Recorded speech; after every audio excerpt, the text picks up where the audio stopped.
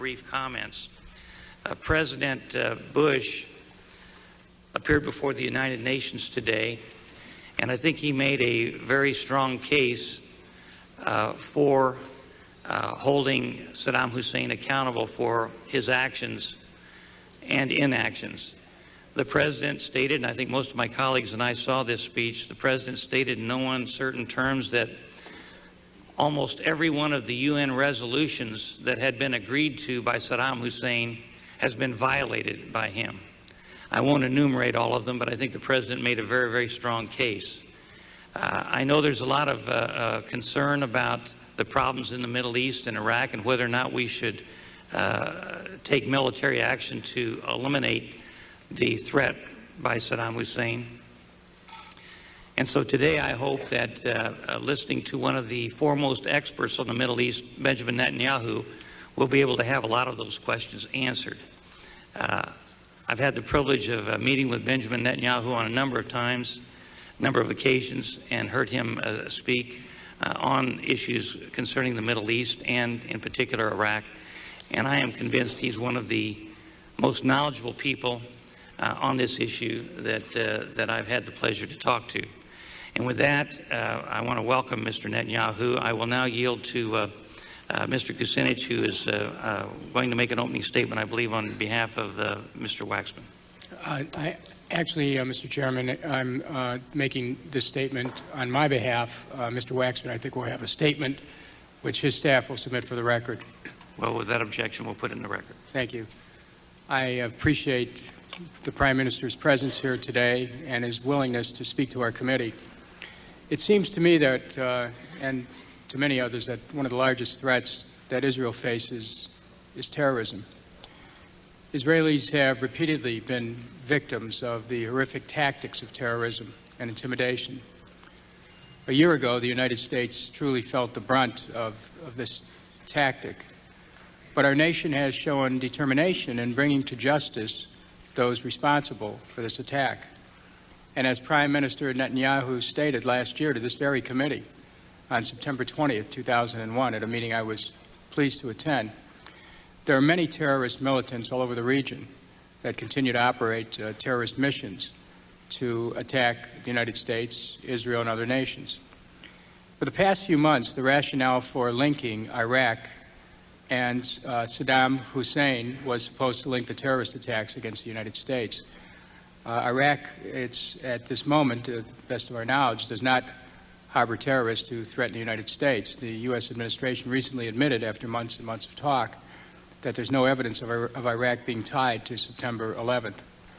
So one of the questions I hope that we can get to today is, why is the Iraq threat more severe now than ever before? One of the questions that's been raised is exactly what are the military capabilities of Iraq. Yesterday's Washington Post noted that senior intelligence officials did not have an up-to-date assessment of Iraq's nuclear, chemical, and biological weapons capacities. The administration so far has not presented credible evidence of a threat to the American people or this Congress. I wonder if Prime Minister Netanyahu will be able to present us with tangible evidence about Iraq's present nuclear, biological, and chemical weapons capabilities. Now, I believe that our nation should work with Israel to focus efforts to bring about a solution to the crisis in the Middle East between Israel and the Palestinians. I think the United States is in a role to serve as an honest broker in working with both parties to bring about a resolution of that very tragic condition. Diplomatic efforts, I believe, have not been fully examined in the case of Iraq. And while Iraq is in defiance of certain UN orders, no one can seem to prove to this point that Iraq poses an imminent threat to this country or to any other nation. If the real worry is that Iraq is seeking weapons of mass destruction and may in the future plan to use them against its neighbors and the United States, then it would follow that inspections need to resume. Inspections have been proven to be effective in the elimination of Iraq's weapons. This is called preventive diplomacy, not preventive war. Israel, I believe, would benefit considerably from a commencement in United Nations-led inspections in Iraq. If the threat that the U.S. and Israel face is the capability of Iraq to deliver weapons of mass destruction, if they have them and the ability to deliver, we should, of course, eliminate those weapons, find them, and dismantle them. But I would hope that as we proceed with the considerable intelligence of Mr. Netanyahu, that we not lose an opportunity to make still one more effort at trying to resolve our conditions of dispute with Iraq through the international community without the United States taking unilateral action and with an intention that we might be able to resolve this without resorting to war. I thank Mr. Netanyahu for being here, and I look forward to his testimony. Are there other members that wish to make an opening statement? Mr. Barr. Thank you, Mr. Chairman. As you set the example, I'll submit a written statement in more detail, but I also want to thank the Prime Minister for being here today. I also want to draw attention to the President's speech today, which included very important elements in the war against terrorism. I think the President did a masterful job of laying out a sound basis for any number of options in the interest both of the United States and the world against terrorism and despotism. I think the President's message left the United States in a very solid position to exercise perhaps one of the most important tools in the fight against terrorism, and that is flexibility. Not to tie oneself down to outside factors, but to always remain focused on maintaining maximum number of options with which to deal with terrorism, which itself maintains, by its definition, tremendous flexibility. So I want to take this opportunity to commend President Bush for a masterful job of laying out the case for military action should it become necessary, but at the same time leaving options open. And at least by his actions today before the United Nations, preventing anyone from raising legitimate concerns or criticisms of the President for not making every effort to secure the backing of international organizations and our allies. Thank you, Mr. Chairman. Thank you, Mr. Barr. Mr. Waxman. Thank you, Mr. Chairman. I want to welcome our witness, former Israeli Prime Minister Benjamin Netanyahu, to our hearing. It's good to see you again. The last time we met was in this room on September 20th, 2001, right after the horrible terrorist attacks of September 11th. At that time, Prime Minister Netanyahu conveyed the grief, empathy, and solidarity of the entire world when he said, "Today we are all Americans." And he spoke with great force and eloquence about the need to confront terrorism. Now we're considering a different question, whether the United States should take military action against Iraq. This question is not an easy one, and it raises complex issues to which Congress has not yet received answers. Should the United States push for the return of the international inspectors? Should we seek from the Security Council a resolution authorizing the use of force? What effects will a war on Iraq have on the war against terrorism? And what is the plan for Iraq after hostilities end? The nation and the world were united in pursuing al-Qaeda, but this consensus is lacking on Iraq. There are significant differences of opinion in the international community. There are differences of opinion within the United States. There are even differences of opinion within the Bush administration itself. It is appropriate for us to give special attention to the implications for Israel of war against Iraq. As the Gulf War demonstrated, Israel will most likely be the first target of an Iraqi regime bent on retaliation. Iraq fired over 40 Scud missiles at Israel during the Gulf War, causing severe damage, casualties, and deaths. Throughout that conflict, Israeli citizens lived under the daily threat of chemical and biological warfare. Israelis will face similar risks and challenges if there is another war against Iraq. But while the topic of this hearing is important, I regret that the minority was not consulted in advance about witnesses for today's hearing. This hearing is entitled Conflict with Iraq and Israeli Perspective. Yet, to the best of my knowledge, the chairman did not send invitations to a single member of the current Israeli government. Moreover, the chairman did not agree to invite other experts in Israeli foreign policy until yesterday, which was not sufficient notice to allow other witnesses to attend. Although Mr. Netanyahu was indeed Prime Minister of Israel and is respected widely for his expertise, I'm sure he would agree that he represents his point of view, and maybe a point of view that's widespread, but it is one point of view. There are other witnesses as well that we should have before this committee. I wrote to Chairman Burton on Monday asking him to invite administration witnesses so that we could find out how the Bush administration plans on working with Israel and our allies in the region. But we have no witnesses from the administration. We also do not have witnesses who can testify about the implications of military action in Iraq on other countries in the Middle East. A military confrontation with Iraq may well be necessary, but it is a decision fraught with consequences for the United States, the Mideast, and the rest of the world. We need to hear the broadest possible spectrum of views so that we can make as an informed decision as possible about this vital issue. Thank you, Mr. Chairman. Connie, Ms. Morella.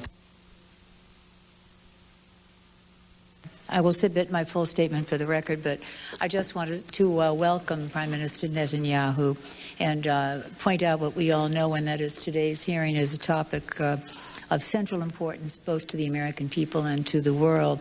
And it's necessary, I believe, that Congress debate the merits of an invasion of Iraq, learn the perspective of our allies, determine whether an imminent attack is the wisest course of action.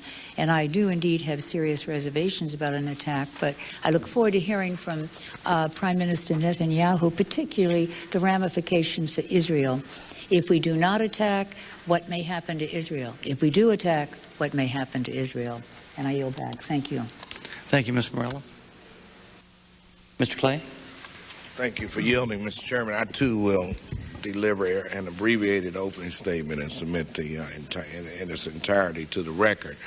I, too, would like to welcome our distinguished guest, former Prime Minister Netanyahu, to this panel. I certainly appreciate having your perspective on this highly contentious issue, the conflict with Iraq. This issue has spawned many different points of view. There is, however, a consensus that exists between our two countries. We both believe, without question, that Saddam Hussein must be removed. Saddam's continued existence in the region serves to further aggravate an opportunity for real peace and cooperation between Israel and its Arab neighbors. I realize that for the present moment, many questions still remain unanswered. Prime Minister Netanyahu, I am very interested to learn your opinion on how a new Iraqi regime might be different from the one that is currently in place. Additionally, I am interested in knowing your thoughts about the impact of regional destabilization and the potential loss of additional American and Israeli lives. And Mr. Chairman, I ask unanimous consent to submit my statement into the record. Thank you, Mr. Clay. Without objection, so ordered. Are there further statements by Mr. Micah? It's nice to see you, Mr. Micah. Thank you, Mr. Chairman. It's good, always good to be with you, and welcome former Prime Minister Netanyahu. Just a very brief statement that while I welcome Prime Minister's advice and counsel, I think that we all need to remember that it's the responsibility under the Constitution of the United States for the President of the United States to make a decision in our national security. Now, I know war does require some advice and consent of the Congress. But we have to remember what we're dealing with here is someone who has gassed his own population, someone that a little over a decade ago lobbed missiles into Israel, killing people. And he did, at that time, he didn't have the technology. At that time, he didn't have the technology that he may have today. And whether it's delivered by a missile or some other means, we've seen that his goal is to destroy not only Israelis, but destroy world peace in the United States in the process.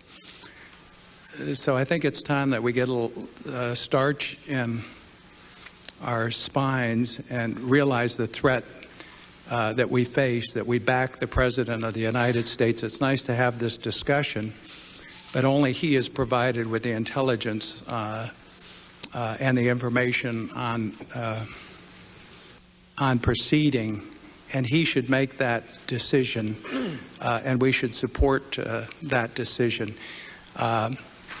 At Memorial Day, I visited Europe and followed the President through the graves at Normandy and visited other of our cemeteries. The landscape of Europe is littered with American dead who've gone in to bail out our weak-kneed allies who've slept while there have been holocausts, who've delayed taking action when others have been slaughtered. And I don't think this is the time. We know the terrorists weren't interested in killing 2,800 in the World Trade Center.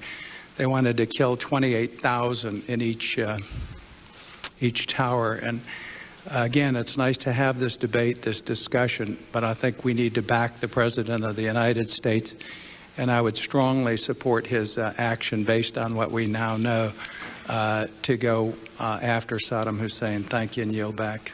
Thank you, Mr. Micah. Mr. Turner. Thank you, Mr. Chairman. I simply want to welcome the Prime Minister to this committee. You've been here before, and I had the opportunity to visit with you in Jerusalem shortly after you assumed the position of Prime Minister.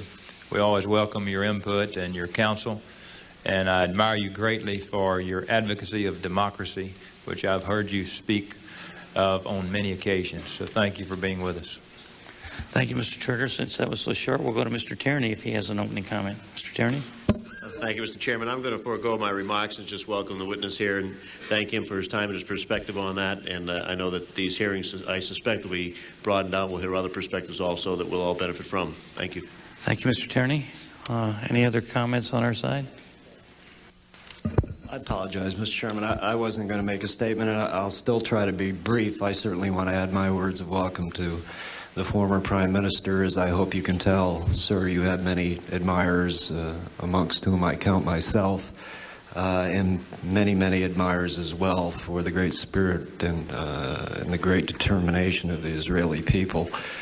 As you've also probably heard, we have some disagreements on some of the particulars that lie behind this issue and why we are particularly interested in hearing your comments and your very unique perspective and expertise. And I'm just going to make a simple request of my colleagues. All of us who have the honor of serving here, of course, are very busy. But I've heard some remarks here today about what we do and what we don't know, about what are allegations and what are not. I had an opportunity this morning to go to a meeting with some other members where we were given a document that I see is amongst those in our briefing booklets here today. And it's the backgrounder that the administration put out, a decade of deception and defiance, that I think every member, as we face this weighty issue, would serve themselves and their nation well by reviewing very carefully, because as you look through it, it details, not based on supposition, not based on unconfirmed intelligence reports, not based upon opinion, but based upon a very clear record of deception, a very clear record of the kinds of capabilities that we know for a fact, confirmed by the United Nations, that Saddam Hussein has developed. It confirms the enormous amounts of armaments, of chemical weapons, and precursors that are unaccounted for and that any reasonable person would have to assume are still in existence. You can draw your own determinations from that, my colleague, but I think that as we deliberate on this issue, the facts are probably the most persuasive argument, and the facts are established, and I think we should all do our best to familiarize ourselves with them. So I would just make that respectful, I hope, respectful suggestion to all of us, myself included. And again, Mr. Prime Minister, welcome. Well, the gentleman. I'd be happy to. Mr. Chairman, I ask unanimous consent that this document be made part of the record. I think that's very important. I thank the gentleman. Without objection, so ordered. Yield back my time, Mr. Chairman. Thank you. Thank you, Mr. McHugh. Are there further comments by the members of the committee? If not, it was asked of me how this meeting came about, and I was in Israel last week. I had the opportunity to talk, along with my colleagues in our Codel, with Shimon Peres, the foreign minister, as well as Mr. Netanyahu. And I would like maybe the former prime minister to comment on this, but it was my impression, and I think the impression of my colleagues, both Democrat, Republicans, and independents who were on the trip with us, that there is, while Likud and Labor do have differences of opinion, they seem to be of one mind regarding the threat that emanates from Iraq regarding Saddam Hussein. And so if you would illuminate on that, Mr. Netanyahu, I'd appreciate it. And with that, you're welcome to address the committee. Is your mic on, sir?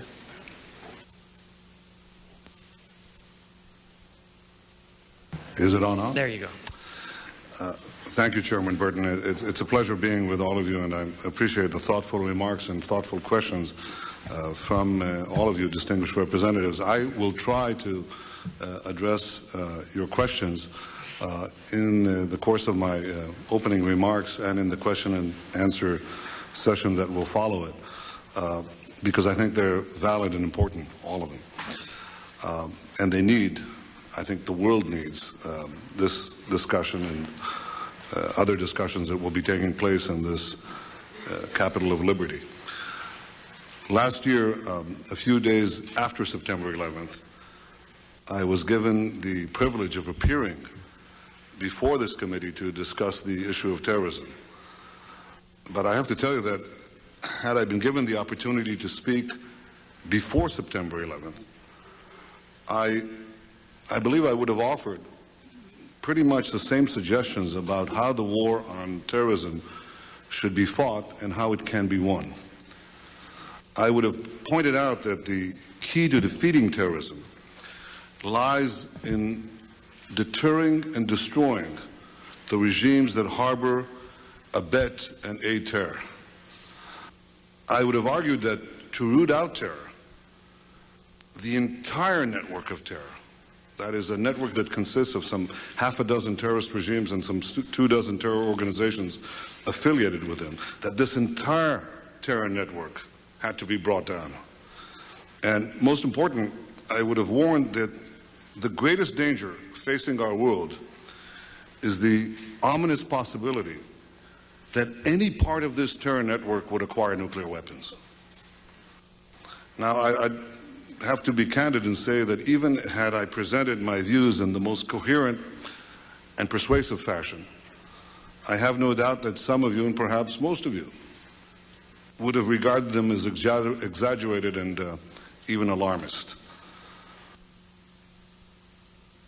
But then came September 11th, and fiction turned into fact, and the unimaginable became real. That single day of horror alerted most Americans to the grave dangers that are now facing our world. And many Americans understand today that had Al-Qaeda possessed nuclear weapons last September, then the city of New York would not exist today. And they realized that we could all have spent yesterday grieving not for thousands of dead, but for millions. But for others around the world, I suppose the power of imagination is not so acute. It appears that some people will have to once again see the unimaginable in front of their eyes before they are willing to do what must be done. Because how else can one explain the violent opposition, the insistent opposition to President Bush's plan to dismantle Saddam Hussein's regime? Now, I don't mean to suggest for a moment that the questions raised here and other questions are not relevant. That is, that there aren't legitimate questions about a potential operation against Iraq. Indeed, there are. But the question of whether removing Saddam's regime is itself legitimate is not one of them. And equally immaterial in my mind is the argument that America cannot oust Saddam without prior approval of the international community. Because this is a ruler who is rapidly expanding his arsenal of biological and chemical weapons. This is a dictator who has used these weapons of mass destruction against his subjects and his neighbors. And this is a tyrant who is feverishly trying to acquire nuclear weapons. The dangers posed by a nuclear-armed Saddam were understood by my country 2 decades ago, well before September 11th. In 1981, the late Prime Minister of Israel, Menachem Begin, dispatched the Israeli Air Force on a pre-dawn raid that destroyed the Iraqi nuclear reactor at Osirak. This probably took place months away from Saddam's ability to assemble the critical mass of plutonium for the first atomic bomb, or more than one. Now, at the time, Israel was condemned by all the world's government, even the government of our closest friend, the United States. But I think that over time, history has rendered a far kinder judgment on that act of unquestionable foresight and unmistakable courage. And I believe that it is history's judgment that should inform our own judgment today. Did Israel launch that preemptive strike because Saddam had committed a specific act of terror against us? Did we coordinate our actions with the international community? Did we condition this operation on the approval of the United Nations? No, of course not. Israel acted because it understood, we understood, that a nuclear-armed Saddam would place our very survival at risk. And today the United States must destroy the same regime because a nuclear-armed Saddam will place the security of our entire world at risk. And make no mistake about it, if and once Saddam has nuclear weapons, the terror network will have nuclear weapons. And once the terror network has nuclear weapons, it is only a matter of time before those weapons will be used. You cannot prevent a dictator who has used terrorism in the past, who cavorts and supports and encourages terror organizations from using this weapon by giving it to someone, by having them threaten to use it against his enemies. Once one of the terror regimes, once one of the principal regimes in the terror network has nuclear weapons, you cannot prevent the terror network from having nuclear weapons. 2 decades ago, it was possible to thwart Saddam's nuclear ambitions by bombing a single installation. But today, nothing less than dismantling his regime will do, because Saddam's nuclear program has fundamentally changed in those 2 decades. He no longer needs one large reactor to produce the deadly material necessary for atomic bombs. He can produce it in centrifuges the size of washing machines that can be hidden throughout the country. And I want to remind you that Iraq is a very big country. It is not the size of Monte Carlo. It is a big country. And I believe that even free and unfettered inspections will not uncover these portable manufacturing sites of mass death. So, knowing this, I ask all the governments and others who oppose or question the President's plan to look at it from the other end of the logic. Do you believe that action can be taken against Saddam only after he builds nuclear bombs and uses them? And do the various critics, especially overseas, believe that a clear connection between Saddam and September 11th must be established before we have a right to prevent the next September 11th? Well, I think not. I'll try to give an analogy. All analogies are imperfect, but here is one. If you try to defeat the mafia, you don't just go after the foot soldiers who carried out the last attack, or even stop with the apprehension of the particular Don who sent them. You go after the entire network of organized crime, all the families, all the organizations, all of them. Well, likewise, if you intend to defeat terror, you don't just go after the terrorists who carried out the last attack, or even the particular regime that sent them. You go after the entire network of terror, all the regimes that support terror, all the organizations that they harbor, all of them. And doing this always entails the need to act before additional attacks are carried out. When the security of a nation is endangered, a responsible government has to take the actions that are necessary to protect its citizens and eliminate the threat that confronts them. And sometimes this requires preemption. I have to say that in the history of democracies, preemption has been, in my mind, the most difficult choice for leaders to make. Because at the time of the decision, you could never prove the critics wrong. You could never show them the great catastrophe that was avoided by preemptive action.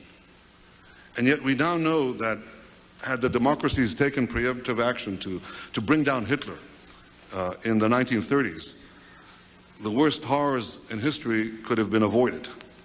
And we now know, and we know this from defectors and from other intelligence, that had Israel not launched its preemptive strike on Saddam's atomic bomb factory, recent history would have taken a turn to catastrophe. But the most compelling case for preemption against Saddam's regime, I believe, was not made by the president's powerful words this morning, but by the savage action of the terrorists themselves on September 11th. Their wake-up call from hell has opened our eyes to the horrors that await us all tomorrow if we fail to act today. Now, I was asked by one of you about the sentiment of Israelis in the face of the palpable risks involved. My friends, I want to say that I'm here today as a citizen of a country that is most endangered by a preemptive strike. For it is, I think, clear that in the last gasps of Saddam's dying regime, he will attempt to launch his remaining missiles, his remaining payloads, including biological and chemical payloads, at the Jewish state. And though I'm speaking here today as a private citizen, I believe and I know that I speak and reflect the sentiment of not just the majority, but the overwhelming majority of Israelis in supporting a preemptive strike against Saddam's regime. And this cuts across political lines in Israel. We support this preemptive American action, even though we stand on the front lines, while others criticize it as they sit comfortably on the sidelines. But we know that their sense of comfort is an illusion. For if action is not taken now, we will all be threatened by a much greater peril. We support this action because it is possible today to defend against chemical and biological attack. We have gas masks, they're available. We have vaccinations, they're available. There are other means of civil defense that can protect our citizens and reduce the risk to them. And indeed, a central component of any strike on Iraq must be to ensure that the Israeli government, if it so chooses, has the means to vaccinate every citizen of Israel before action is initiated. And I want to stress that ensuring this is not merely the responsibility of the government of Israel, but also the responsibility of the government of the United States. Let me repeat this. The government of Israel and the government of the United States must jointly ensure that the people of Israel have all the available means of civil defense before action begins. But equally, I can say that no gas mask and no vaccine can protect against nuclear weapons. Science hasn't yet invented such a device. And this is why regimes that have no compunction about using weapons of mass destruction and will not hesitate to give these weapons to their terror proxies must never be allowed to acquire nuclear weapons. These regimes must be brought down before they possess the power to bring us all down. If a preemptive action will be supported by a broad coalition of free countries in the United Nations, all the better. But if such support is not forthcoming, then the United States must be prepared to act without it. International support for actions that are vital to a nation's security is always desirable, but it must never constitute a precondition. If you can get it, fine. If not, act without it. I don't want to sound like something familiar to you, but I would say if you can't get it, just do it. Now, my friends, under exceptional circumstances, public figures may sometimes be forgiven for quoting themselves, and I hope today that you will indulge me and grant me this privilege, because nearly 2 decades ago I wrote the following. I said that the West can win the war against terrorism. It can expose its duplicity and punish its perpetrators and its sponsors. But it must first win the war against its own inner weakness, and that will require courage. We shall need at least 3 types of courage. First, statesmen must have the political courage to present the truth, however unpleasant, to their people. They must be prepared to make difficult decisions, to take measures that may involve great risks, and subject them to public criticism. Second, the soldiers who will be called upon to combat terrorists will need to show military courage. Third, the people will have to show civic courage. The citizens of a democracy threatened by terrorists must see themselves, in a certain sense, as soldiers in a common battle. They must not pressure their government to capitulate or surrender to terrorism. If we seriously want to win the war against terrorism, people must be prepared to endure sacrifice, and even, should there be the loss of loved ones, immeasurable pain. Terrorism is a phenomenon which tries to evoke one feeling, fear. It is therefore understandable that the one virtue most necessary to defeat terrorism is the antithesis of fear, courage. Courage, said the Romans, is not the only virtue, but it is the single virtue without which all other virtues are meaningless. The terrorist challenge must be answered. The choices between a free society based on law and compassion and a rampant barbarism in the service of brute force and tyranny. Confusion and vacillation facilitated the rise of terrorism. Clarity and courage will ensure its defeat. My friends, though I wrote these words almost 20 years ago, they were never as pertinent, I think, as they are today. A year after September 11th, I am certain that this great nation possesses the 3 types of courage needed to defeat the monstrous evil that now confronts us. President Bush has shown courage by boldly charting a course to victory. The American military is once again prepared to shoulder the burden of defending the enemies of freedom. And most of all, the American people have summoned the necessary courage to fight back and to win. For me, that courage was most poignantly manifested last year on Flight 93, because right there in the eye of the storm, ordinary citizens displayed extraordinary heroism and rose to thwart the murderous designs of the terrorists. They thereby saved an untold number of lives, including perhaps the lives of some people in this very room.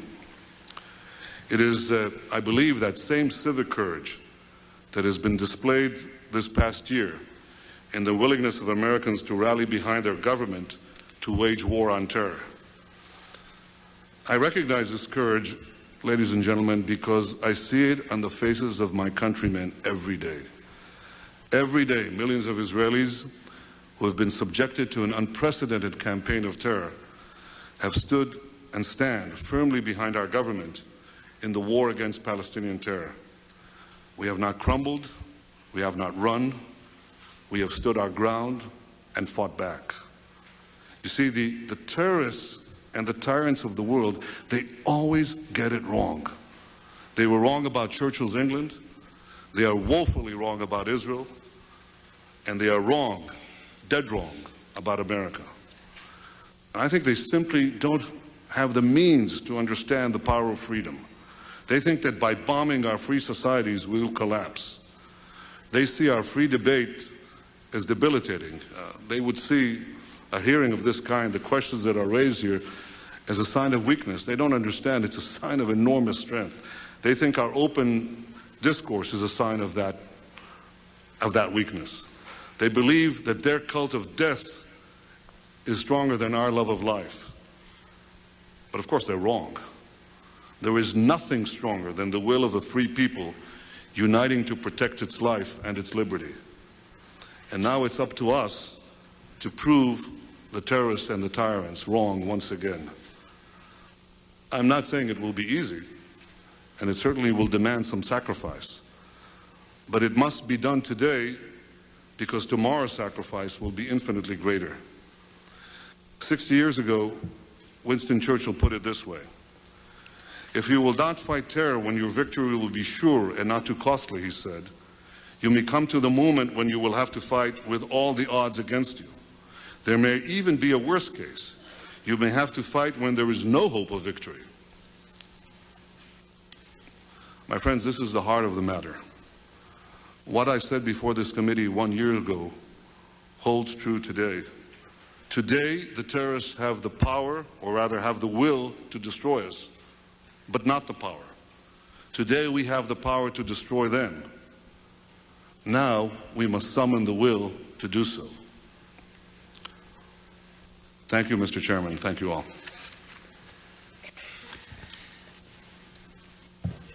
You know, Mr. Netanyahu, in the late 30s, the Churchill voice was a voice in the wilderness, and all the world, including the Prime Minister of Great Britain, didn't buy it.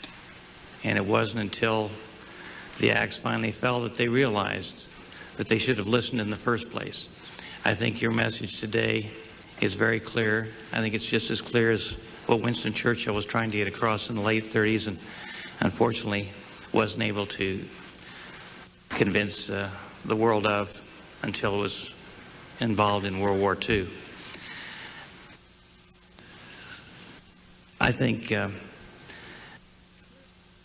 your statement, which is very eloquent, boils down to one thing, and that is, do we react to another attack on America after hundreds of thousands or millions of lives have been lost, or do we preempt that kind of action from happening in the first place?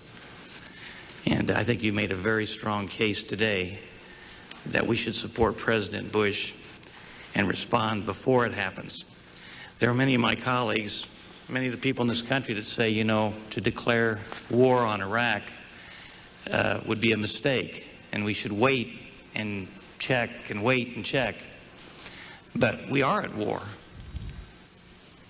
3,000 people lost their lives last September the 11th at the Pentagon in Pennsylvania and at the World Trade Center.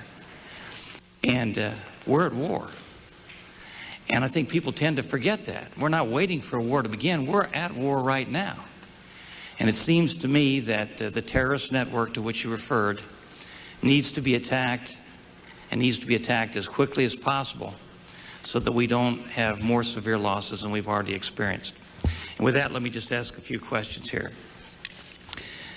To your knowledge, has Iraq kept its team of nuclear scientists together? And is that an indication that they're going to continue to develop nuclear weapons?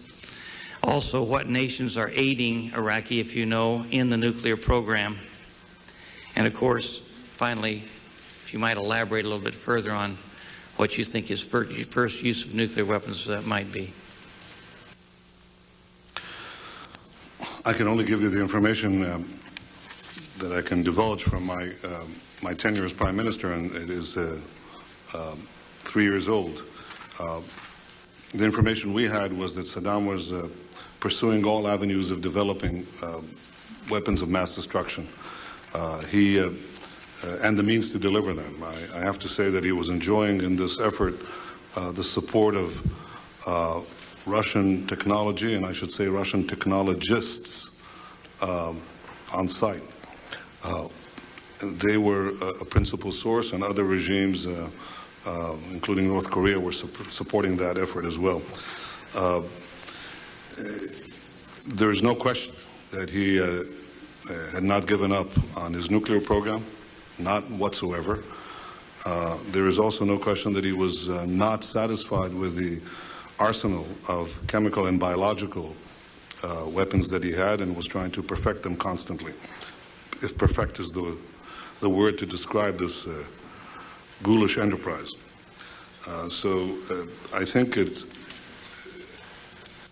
Frankly, it is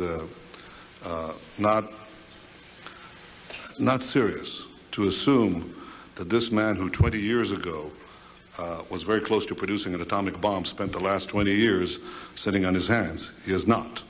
And every indication we have is that he is pursuing with abandon, pursuing with every ounce of effort the establishment of weapons of mass destruction, including nuclear weapons. If anyone makes an opposite assumption or cannot draw the lines connecting the dots, that is simply not an objective assessment of what is happening. Saddam is hell-bent on achieving atomic bombs, atomic capabilities as soon as he can. Let me ask you a question regarding chemical and biological weapons. We've been told that the Scud missiles that were launched at Israel during the Persian Gulf War, if they had been tipped with chemical or biological weapons, the weapons would have been destroyed when they hit the ground. But we've been told that there are drones that he has had in his possession that had in the nose of those drones the ability to spray, if you will, chemical or biological weapons when they flew over a given target. Are you familiar with that? Can you elaborate on that? I'm familiar with some of this, yes. But I think, Mr. Chairman, that it's very hard to say what the effectiveness of chemical and biological warheads will be when they actually impact on the ground. It's very hard to say. They might be intercepted in the air. We have some capability to that effect in the form of the Arrow anti-ballistic missile, which is jointly developed by Israel and the United States. That's a very important development to stop missiles before they get there. But then again, these missiles would explode in midair, and it depends what residual parts of the warhead materialize on the ground. Probably not much. But suppose some of these missiles are not intercepted. Suppose they come in. It is impossible right now, to the best of my knowledge, from the information that we have available, to say what the extent of damage will be. Hence the emphasis, and the emphasis in my remarks, on civil protection. Assume the worst, prepare for the worst, you'll come out the best, or at least you'll minimize the risk. We have to assume that he'll fire the missiles. We cannot assume that we'll intercept all the missiles. And we cannot assume that the warheads will not distribute chemical and, what is worse, biological material. So we must take all the precautions, and it is possible, as I said, to substantially reduce the risk of such attacks, even if they get through. And this, I think, should be the focus of Israel and the United States before action is taken. I don't think this is an ancillary part of the war aims. I think this should be built into the war aims. Israel, the most likely target, the preferred target of choice of Saddam, as has been demonstrated once, must be protected. Mr. Turner? Mr. Kucinich? Thank you. Mr. Prime Minister, when you were Prime Minister, did you identify the nuclear capabilities of Iraq, if any? We couldn't place an exact time. We knew that he was developing these nuclear capabilities. We couldn't, Mr. Kucinich, say exactly how long it would take him to complete the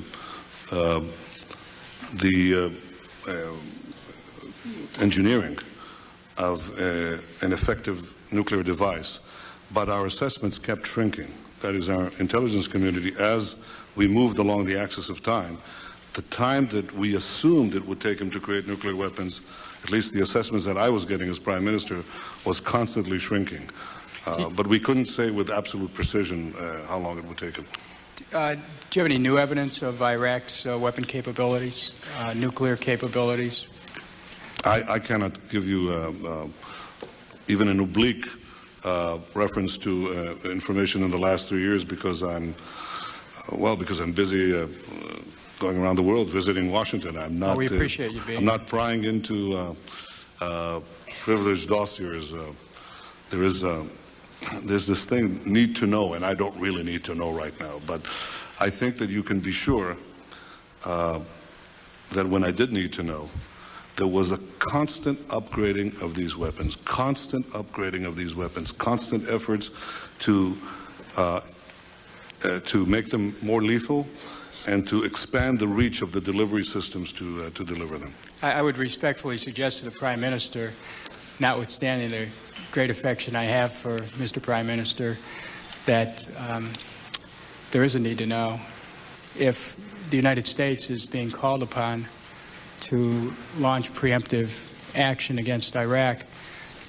There is a need to know the evidence, and because I share the concern that other members have articulated here about the effect that a preemptive attack on Iraq by the United States would have not only on the people of our country who would be called upon to wage that and innocent civilians, but also the effect that it would have on Israel. Now, you stated in your remarks that if the United States launched a preemptive attack on Iraq, that Iraq, in Saddam Hussein, as you described it, dying gasp, would be expected to launch a counterattack on Israel.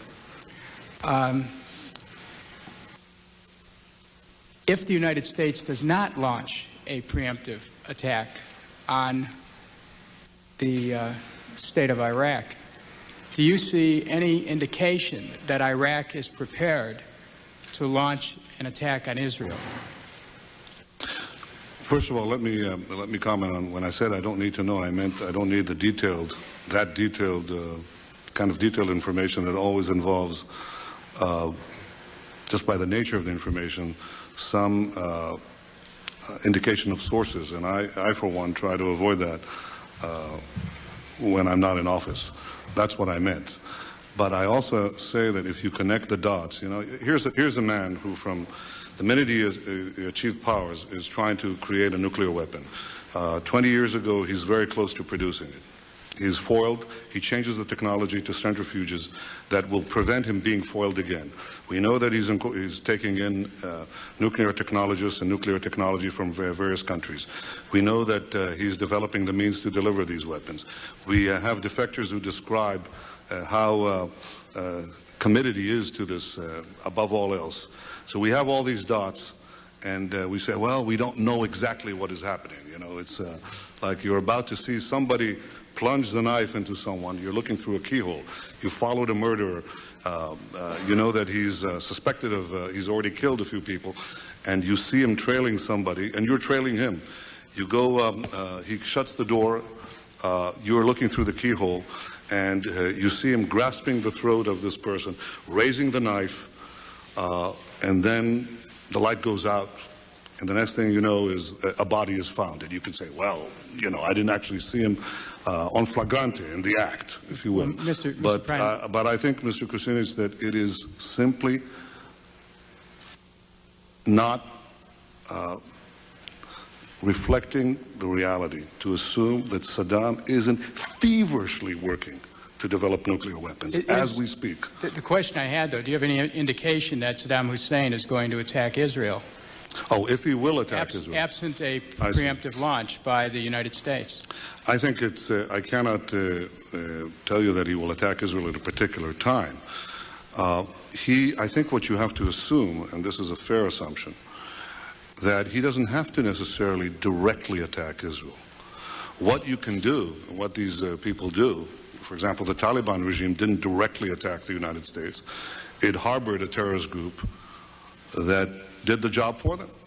The Taliban regime did not have its intelligence officers casing the joint, so to speak. Somebody else did it for them.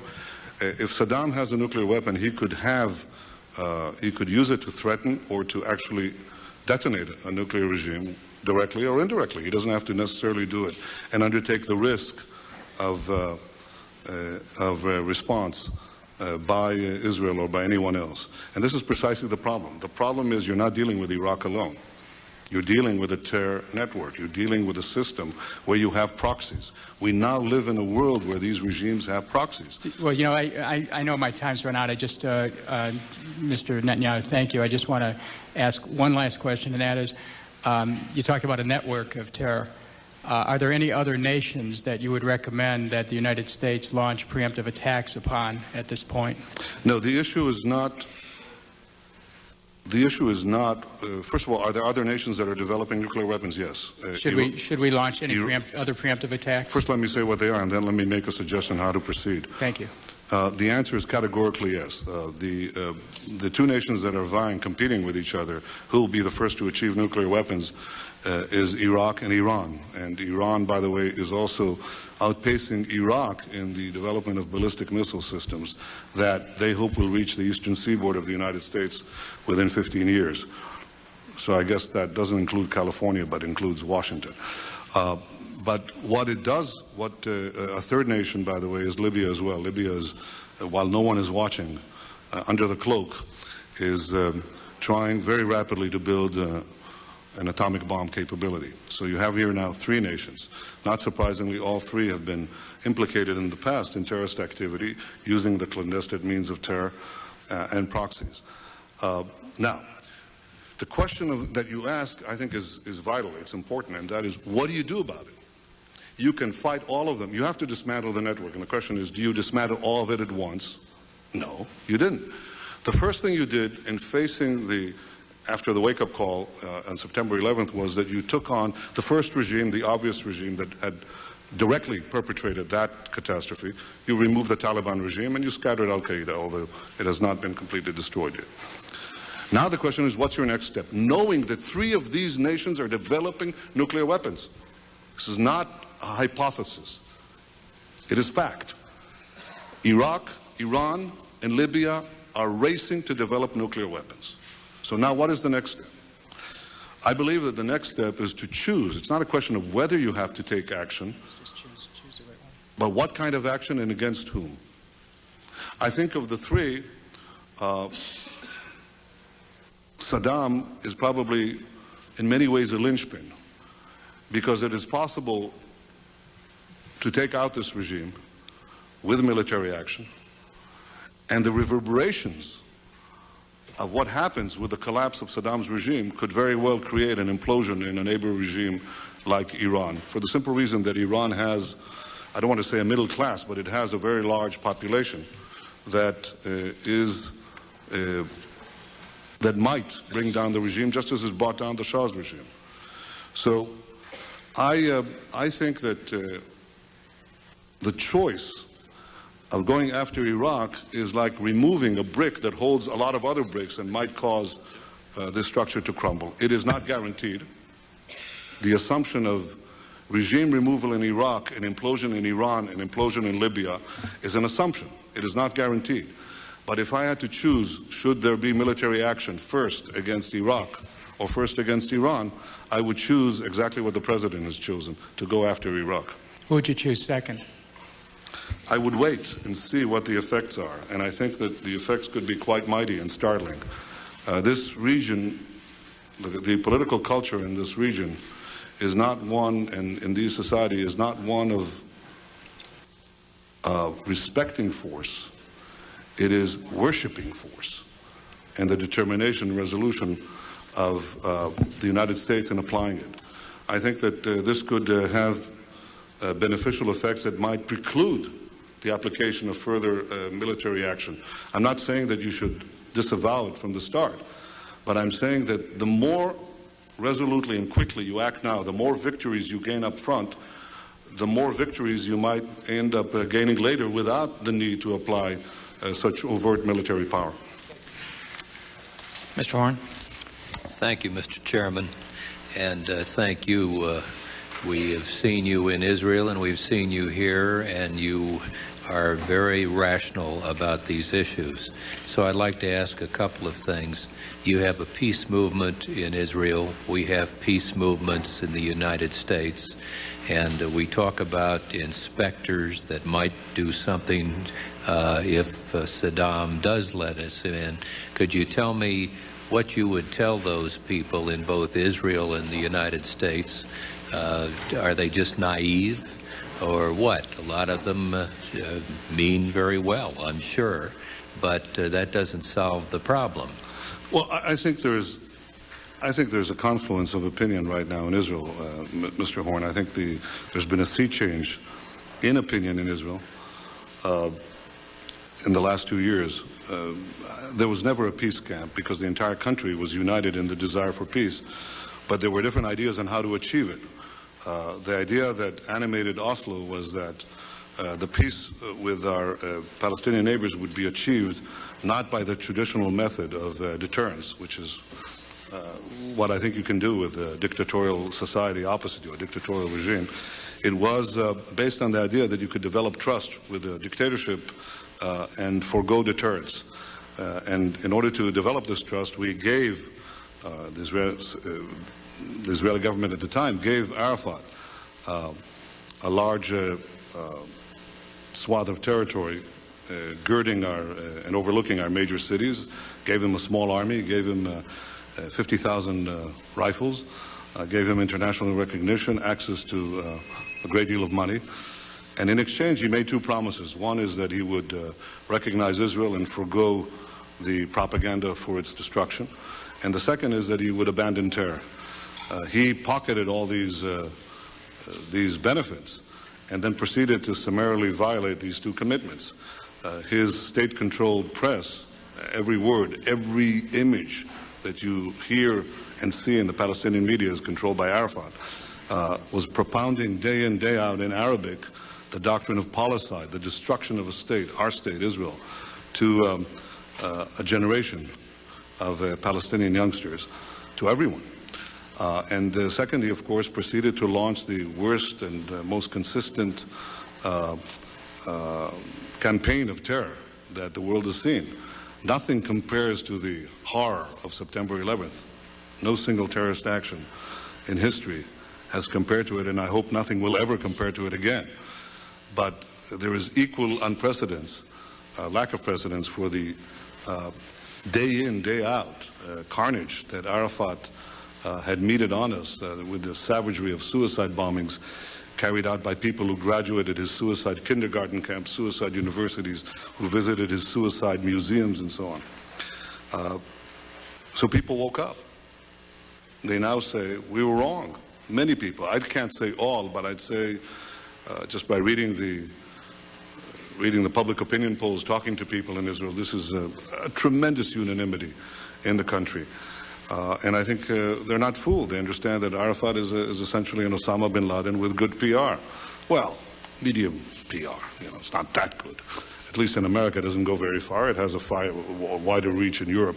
But I think many in America have seen through him. I don't think he gets the time of day here. And I think it's a question of time before he's ousted. I hope he should have been ousted, in my opinion, right at the start of this outrage 2 years ago. But I fully agree with President Bush when he says that Arafat has to go. There has to be the opportunity for other leaders to rise.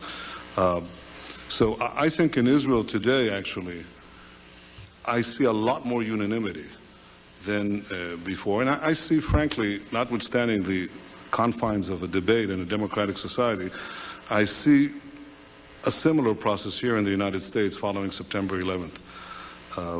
My friend, whom I respect a great deal, the Pulitzer Prize-winning writer Charles Krauthammer, said that in the 1990s, America slept and Israel dreamed.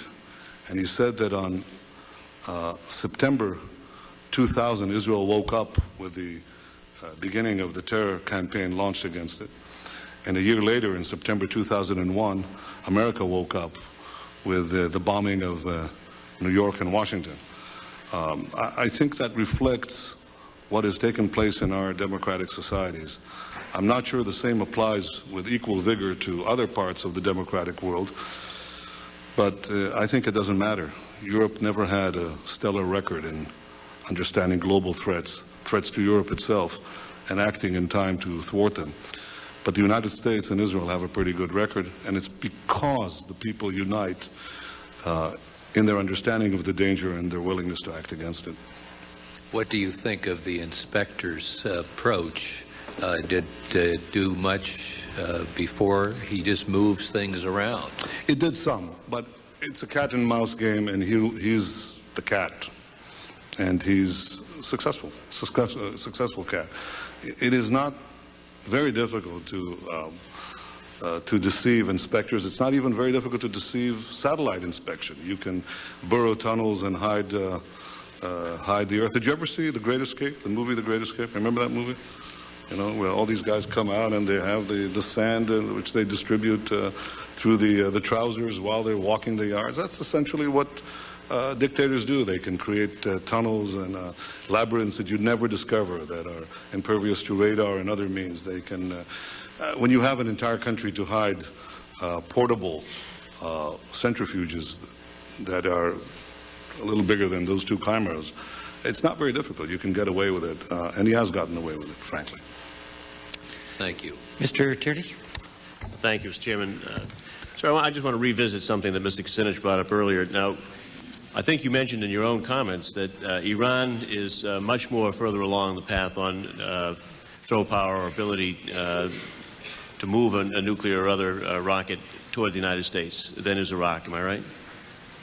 More developed than Iraq. Than Iraq. Than Iraq, yes. Right. But Iraq is trying to catch up. Well, we also know that there is speculation that Iran may have nuclear weapons or be moving much further along, but we know that Iraq, in fact, is still floundering around looking for materials in order to move in that direction. Right. I don't know that Iran has nuclear weapons. Okay. No, I don't think anybody does, but there's speculation on that. But we know, at least as certain as we can possibly know, that Iraq is still looking for some materials in order to try to get to that point. Mm-hmm. Right.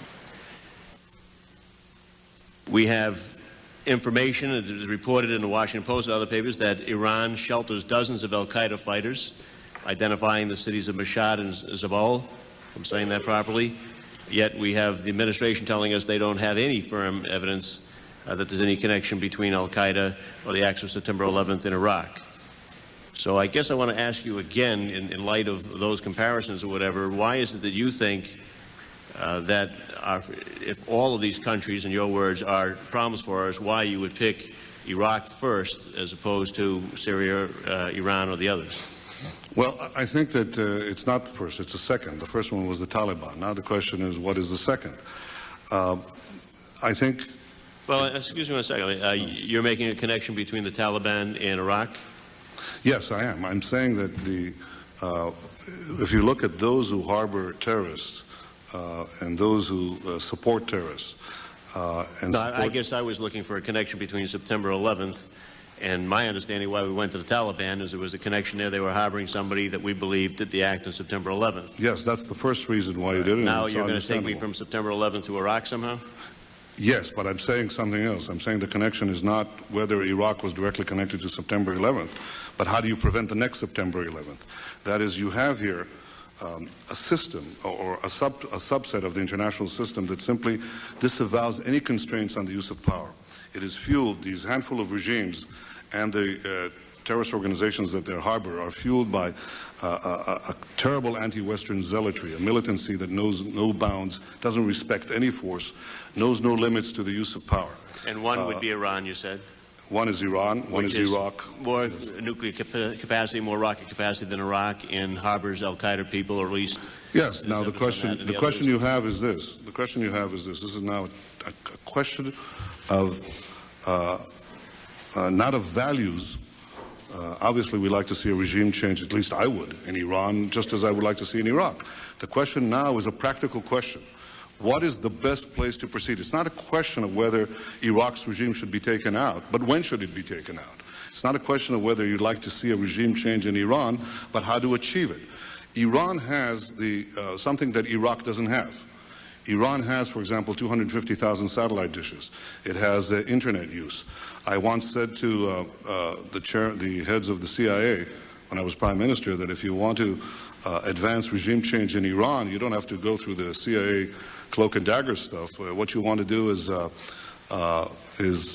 take very large, very strong transponders and just beam Melrose Place and Beverly Hills 2050 and all that into Tehran and into Iran, because that is subversive stuff. They watch it, the young kids watch it, the young people, they want to have the same nice clothes at the same houses and swimming pools and so on. And that is something that is available in internal forces of dissension that are available in Iran, which is paradoxically probably the most open society in that part of the world. It is a lot more open than Iraq, which is probably the most closed society on earth. And therefore you have no ability to foment this kind of dynamic inside Iraq. So the question now is, choose. You can beam Melrose Place, but it may take a long time.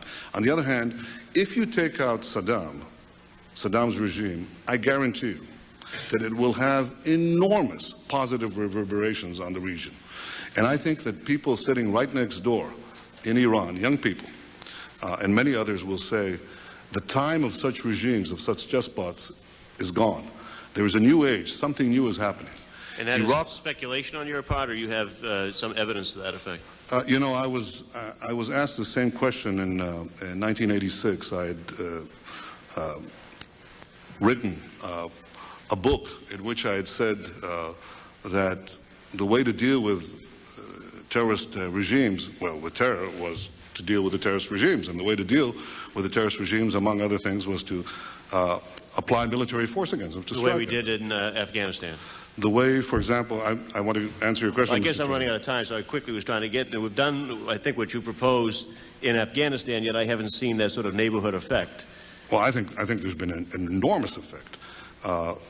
The effect was, we were told that there would be a contrary effect. First of all, people said that there would be tens of thousands of people streaming into Afghanistan, zealots who would be outraged by America's action, and this would produce a counter-reaction in the Arab world. But I think you're not saying that when you take an action like we did in Afghanistan, we're going to see all the other countries just fold. No, what we saw is something else. First of all, we saw everybody streaming out of Afghanistan. The second thing we saw is all the Arab countries and many Muslim countries trying to side with America, trying to be okay with America. The application of power is the most important thing in winning the war on terrorism. If I had to say, what are the three principles of winning the war on terror? It's like, what are the three principles of real estate, the three L's, location, location, location? The three principles of winning the war on terror are the three W's, winning, winning, and winning. The more victories you amass, the easier the next victory becomes. The first victory in Afghanistan makes the second victory in Iraq that much easier. The second victory in Iraq will make the third victory that much easier too, but it may change the nature of achieving that victory. It may be possible to have implosions taking place. I don't guarantee it, Mr. Turney, but I think it makes it more likely, and therefore I think the choice of Iraq is a good choice. It's the right choice. Yeah. Ms. Varela? Yes, thanks, Mr. Chairman. Right. Thank you, Prime Minister Netanyahu. I'm wondering about your understanding, sir, of the enmity among the main Iraqi factions, the Shias, the Sunnis, the Kurds, and how difficult do you think that rebuilding Iraq would be given these particular factions? And I wonder, do you think that a U.S.-led redevelopment of Iraq would significantly further destabilization in the Middle East? So what happened? I was asked by you and by others what would happen after the ouster of Saddam, and I think that this is a vital question, because I think it depends on what the U.S. does. If the U.S. merely goes in, throws out Saddam, and walks away, I think it will miss an important opportunity and actually not affect the true meaning of regime change. When I use the word regime change, I mean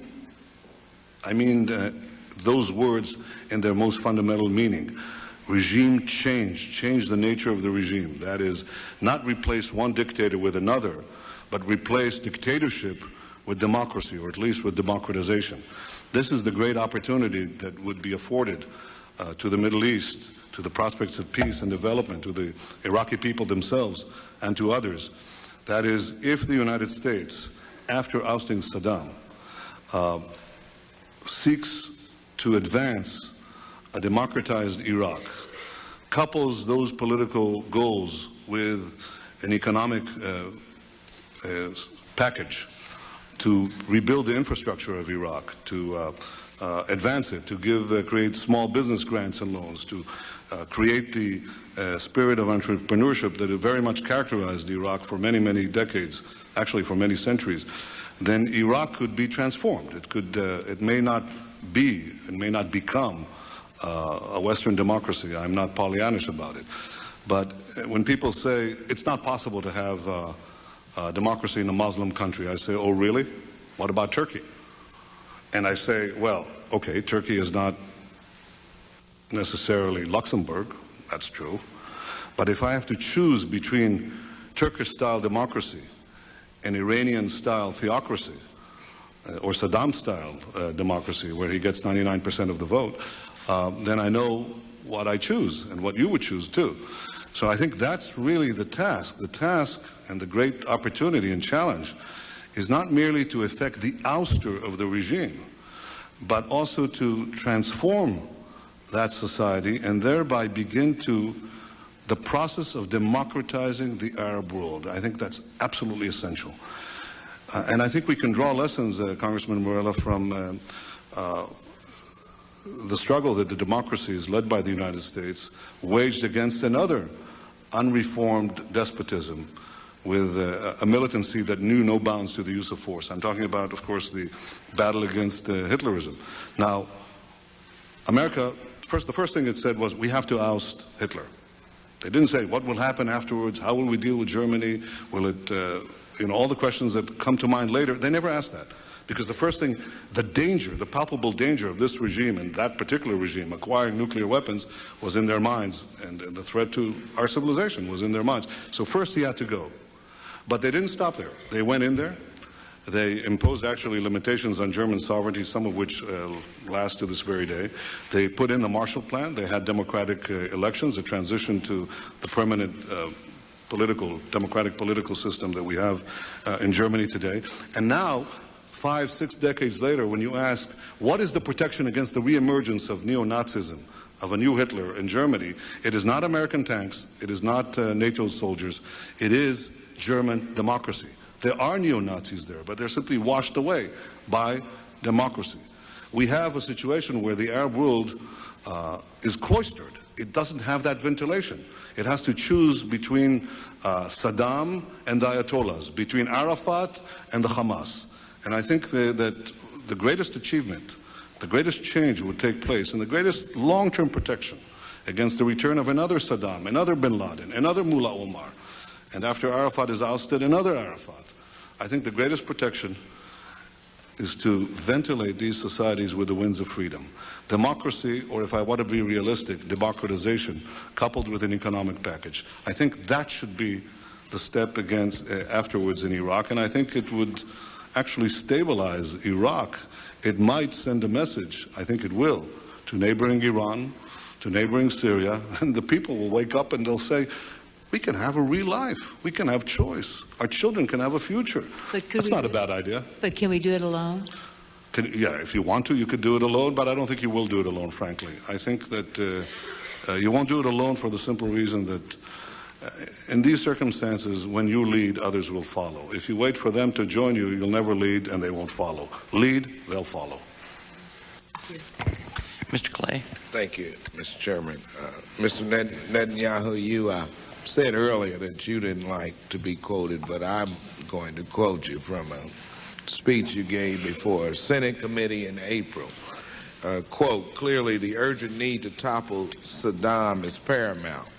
The commitment of America and Britain to dismantle this terrorist dictatorship before it obtains nuclear weapons deserves the unconditional support of all sane governments. Many analysts believe that the Gulf War ignited Islamic terrorist groups. If Saddam is toppled, will this action inflame Arab animosity toward the West and serve to empower terrorist groups throughout the Middle East? And in your opinion, do you really believe that Saddam can be removed from office without compounding terrorist forces? Mr. Clay, I happen to be an analyst who thinks that what is spread and inflamed Islamic fundamentalism are the twin events that took place 20 years ago. One is the establishment of the overtly Islamic Republic of Iran that fanned the flames of militant Islamism from the Philippines to Los Angeles worldwide, infecting, unfortunately, a minority of Muslims, but in many, many communities. And the second event was the victory of the Mujahideen in Afghanistan over a superpower, thereby convincing this brotherhood of Islamic fighters, of which bin Laden was one, that the power of fanatic Islam could overcome any power, including that of a superpower. I think these are the things that fueled, that rocketed Islamic fundamentalism and militant Islamic terror to their present proportions.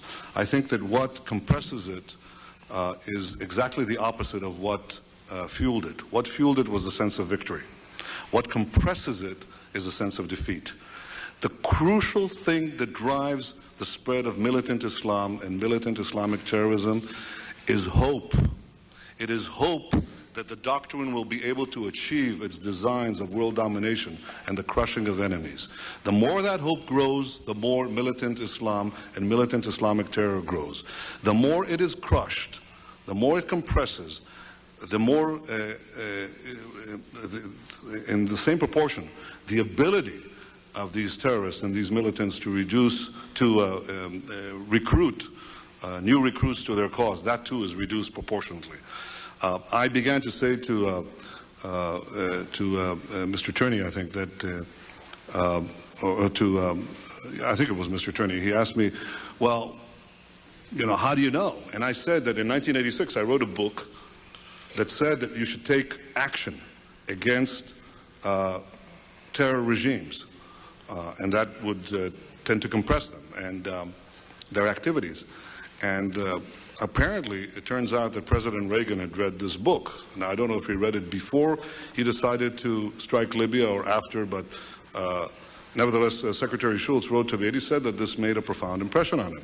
Somehow word got out that I had I was advocating this. So after the United States bombed Libya, I was interviewed by CBS, by Mr. Rather, Dan Rather. He interviewed me and he interviewed a noted Arabist analyst.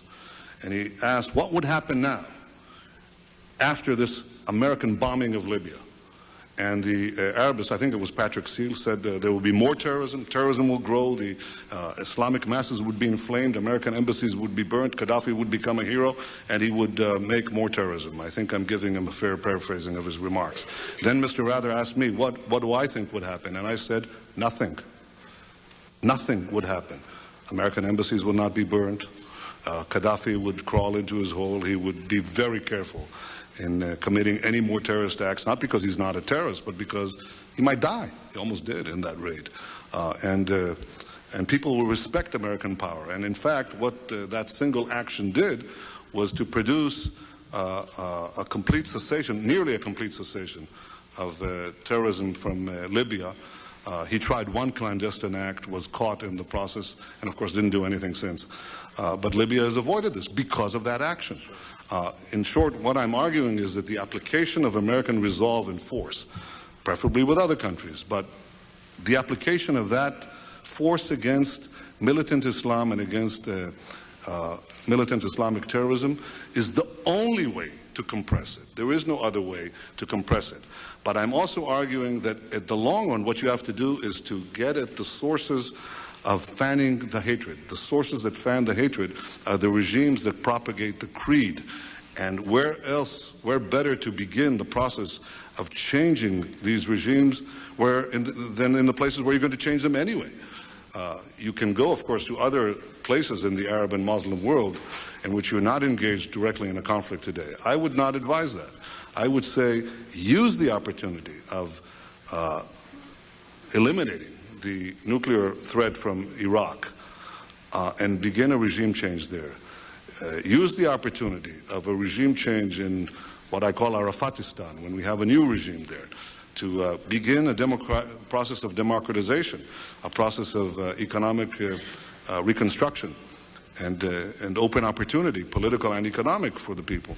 Use that in order to begin to change the political culture that is so cloistered and closed. Have it ventilated. That ultimately is the protection.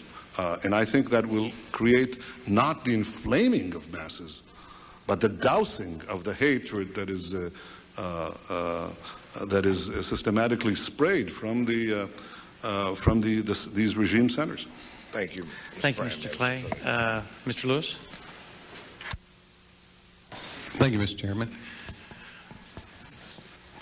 Mr. Prime Minister, I would just like to ask, it seems pretty obvious on its face that, but I'm going to ask this question. Why is Saddam Hussein creating these weapons of mass destruction? Why is he in such a rush to get his hands on nuclear weapons? He doesn't have a means to deliver those, a nuclear weapon, but it seems to me that he has some plans, he has some goals. As I said, it's pretty obvious, but it seems like there are those who probably don't understand his intentions.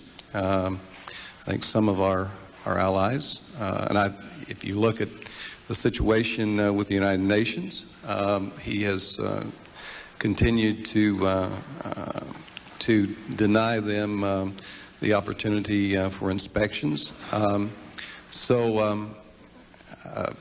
It seems like that there's a good reason for why he is persisting in this course. Mr. Lewis, he's not developing those weapons to win the Peace Prize. Yes. Where do you think he would be more likely to direct those weapons through a terrorist organization? It depends on how confident he feels. Just imagine if suppose he had a nuclear weapon. Suppose we hadn't knocked out the Iraq reactor, and he would have developed by the late 70s or the late 80s. He would have developed a nuclear bomb a lot before that. All right, now he devours Kuwait, which he did. It's not clear to me that we would have had a Gulf War, because he would brandish that weapon right up front. He'd say, "Go ahead, make my day," or whatever he would say. Okay, and of course the United States would now be caught in a tremendous bind, because if he had that weapon, he doesn't necessarily need, in the age of terrorism, he doesn't need ballistic missiles to reach the United States. First of all, he's developing ballistic missiles, but he could equally use terror proxies to deliver a payload here. I had written in 1996 that the danger of militant Islam and these regimes and the terror organizations is not understood in the West. And I said that because of the proliferation of these adherents in the West, then these regimes do not need ICBMs, because the terrorists, will be the delivery system. They themselves could deliver a payload. And I said too, and here again you're catching me quoting myself, because Well, people like to quote themselves. What can I do? I said that the next thing you will see is not a car bomb in the basement of the World Trade Center. I said the next thing you'll see is a nuclear bomb in the World Trade Center. Well, I wasn't exactly right. They didn't use a nuclear bomb. They used 2 airplanes stocked with fuel. It's like a small tactical bomb. That's what they used, and that's what Saddam could use. Once he has the weapon, he has the choice. He could flaunt it. He could use it. He could not. He could let others use it.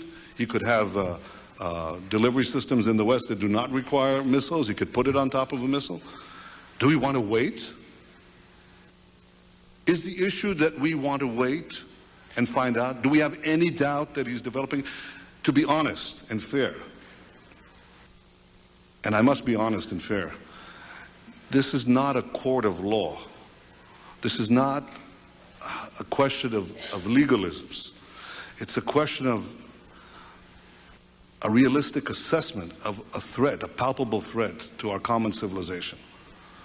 There is no question whatsoever that Saddam is seeking and is working and is advancing towards the development of nuclear weapons. No question whatsoever. And there is no question that once he acquires it, history shifts immediately. I'll give you an example to drive this point home. And I'll do something that, well, I'm a private citizen, so I'll say this. Now just imagine that the Taliban takes over Pakistan. Pakistan is alleged to have nuclear weapons. Now imagine that the Taliban would have atomic weapons. Imagine that you could forestall it. Would you forestall it, Mr. Lewis? Don't you think this is a catastrophic development? Absolutely. You see, all nuclear proliferation is bad, but some of it is a lot worse. Right. If Holland acquires nuclear weapons, it is not the same thing as the Taliban or Saddam or Iran, the Ayatollahs, acquiring nuclear weapons, or Gaddafi. It is fundamentally different because these regimes have no compunction whatsoever in the use of these mass weapons. Saddam himself has shown that he was willing to gas people, one of the few instances since the 1920s when gas warfare was used. You cannot rely on the concerns, on the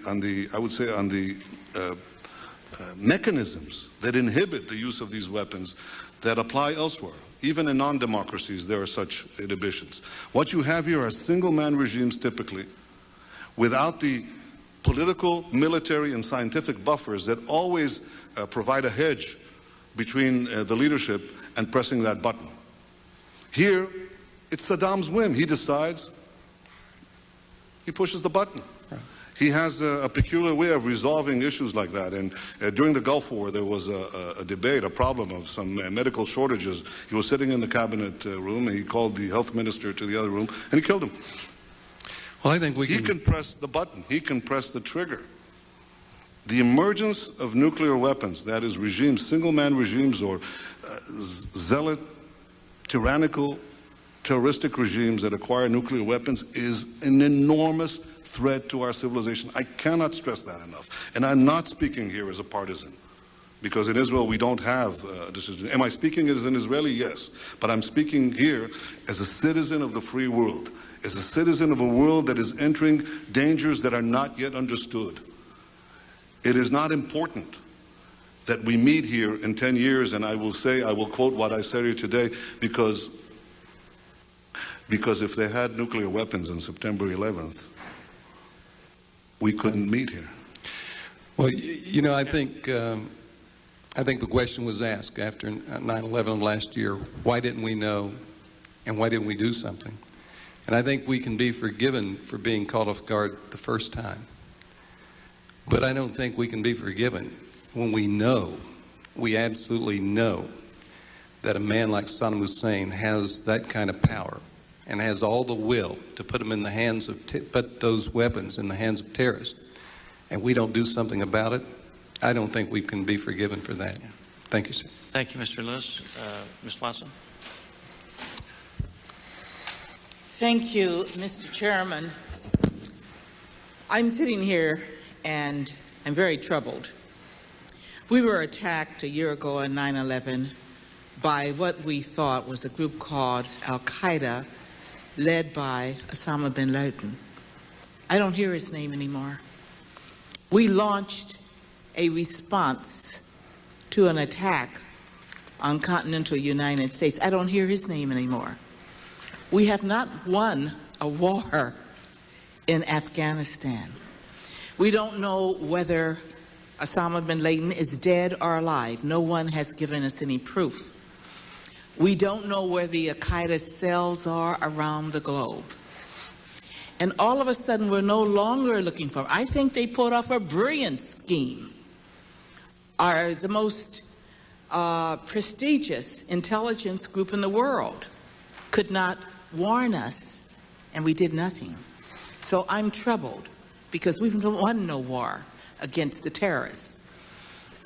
It seems to me that we're focusing on somebody who is in a neighborhood who has weapons of mass destruction, but the circumstances could describe India, Pakistan, in their squabble over Kashmir, Iran, and several other places in the world. But we're focusing on Saddam Hussein and Iraq. There is an orderly process that seems to be overlooked in all of this. And I was very fascinated to hear Kofi Annan today. And in essence, he was saying that only the United Nations can give any legitimacy to any type of action by one country against another. We tried to change the leadership in Cuba. We had the Bay of Pigs, if you remember, trying to go after Fidel Castro. He's only 90 miles off our coast. Now we're trying to choose a new regime and a new leadership in Iraq. There's no guarantee that we're going to gain a democratic leadership in Iraq. But what really troubles me is that we're going to go against the orderly process, a diplomatic effort, and we're going to become aggressors in a neighborhood that we're not even part of. Listening to you, Secretary, I would think, or Prime Minister, excuse me, listening to you, I would think that you're building up a great case for Israel to be the aggressor, and we are your allies. But as a member of the United Nations, we then will violate the process that we bought into. And that is very troubling to me. Oh, I know all about the danger that Iraq presents. But I don't know, and I feel very uncomfortable in going this alone without the support of the United Nations, since we and you are a member of the United Nations. We violate the orderly process. Would you comment, please? Yes, well, I think the first question is, do you want to merely avenge September 11th, or do you want to win the war on terror? If you want to stop with September 11th, go after Al-Qaeda. Can you connect the dots for me between the aggressors on 9/11, the aggressors? No, I'm saying that if you fight this is my question. I'll answer it. I think that if you, Ms. Watson, there are now developing enormous threats, not merely to Israel. Israel is attacked because it's seen as a front line, a frontal position of the United States. They hate us because they hate you. They don't hate you because of us. That too, but the main reason they hate us is because they've hated you. And for these militants, they've hated you for about 2 centuries and the West for about 5 centuries. So there is a hatred of the United States. That hatred has produced that attack. That attack by bin Laden is something that you want, obviously, to punish. And in many ways, you did the first thing that is required. You took down the Taliban regime, and now bin Laden is scattered. I don't think he's going to be effective because he needs territory to work from. He's on the run. It's very hard to work when you're on the run, when you have no inviolable territory. I suppose he's like a kind of a Dr. Goebbels after the collapse of the Nazi regime. So apprehending him is obviously important. It's also a matter of justice, just as apprehending Goebbels was a matter of justice. But if you start taking away the regimes that could serve his purpose, for example, I was told by your members here that Al-Qaeda, as some of them are in Iran, deprive that base. There is no international terrorism of any kind. Al-Qaeda, Hezbollah, Hamas, you name them, all of them. There is no international terrorism if you take away the support of sovereign states, and the sovereign states are few. If you want to win the war, you just have to neutralize these states. In neutralizing them, you have two options. It's like when kamikaze fighters are coming at you and bombing you. You can shoot one, you can shoot the other, but if you really want to stop it, you have to shoot down the aircraft carriers. There are only a handful of aircraft carriers. Now, when I say shoot down, you have really two options. You can either deter or destroy. Saddam has not been deterred. He has not been deterred. He's not been deterred by inspections. He's not been deterred by even by your threats. He devoured Kuwait like that. And once he possesses nuclear weapons, I assure you he won't be deterred. You'll be deterred. That's the difference. So I think if you want to win the broader war on terror, you have to get rid of these regimes. Now, the question you ask, and I think it's an important one, is you say, well, what about the UN? The UN is the one that should give you I think you said the legitimacy. And I think Kofi Annan, who happens, personally, I'm very close to him and a friend of his, but I take issue with his claim today that only the UN offers unique legitimacy.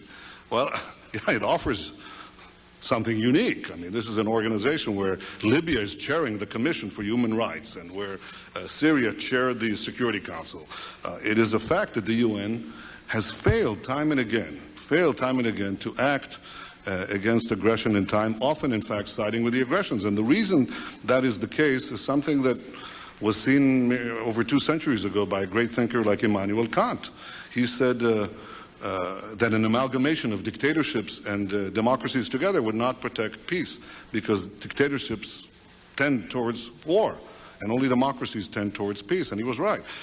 And the UN, unfortunately, is such an amalgamation, so it fails. It failed in the case of preventing Saddam from almost acquiring a nuclear bomb, and when we bombed that, the UN attacked us. By the way, I said that the entire world condemned us, but that is not exactly true, because I'm told that in the bowels of some of the main security organizations of the U.S. government, they were following this when we struck at Iraq. And at the time, Saddam was calling, it was never used the name Israel. He always said the Zionist entity.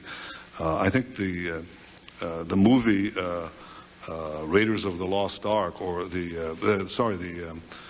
Empire Strikes Back, was making its heyday then. So anyway, when they heard that Israel had struck at Iraq, they said, hooray, the entity strikes back.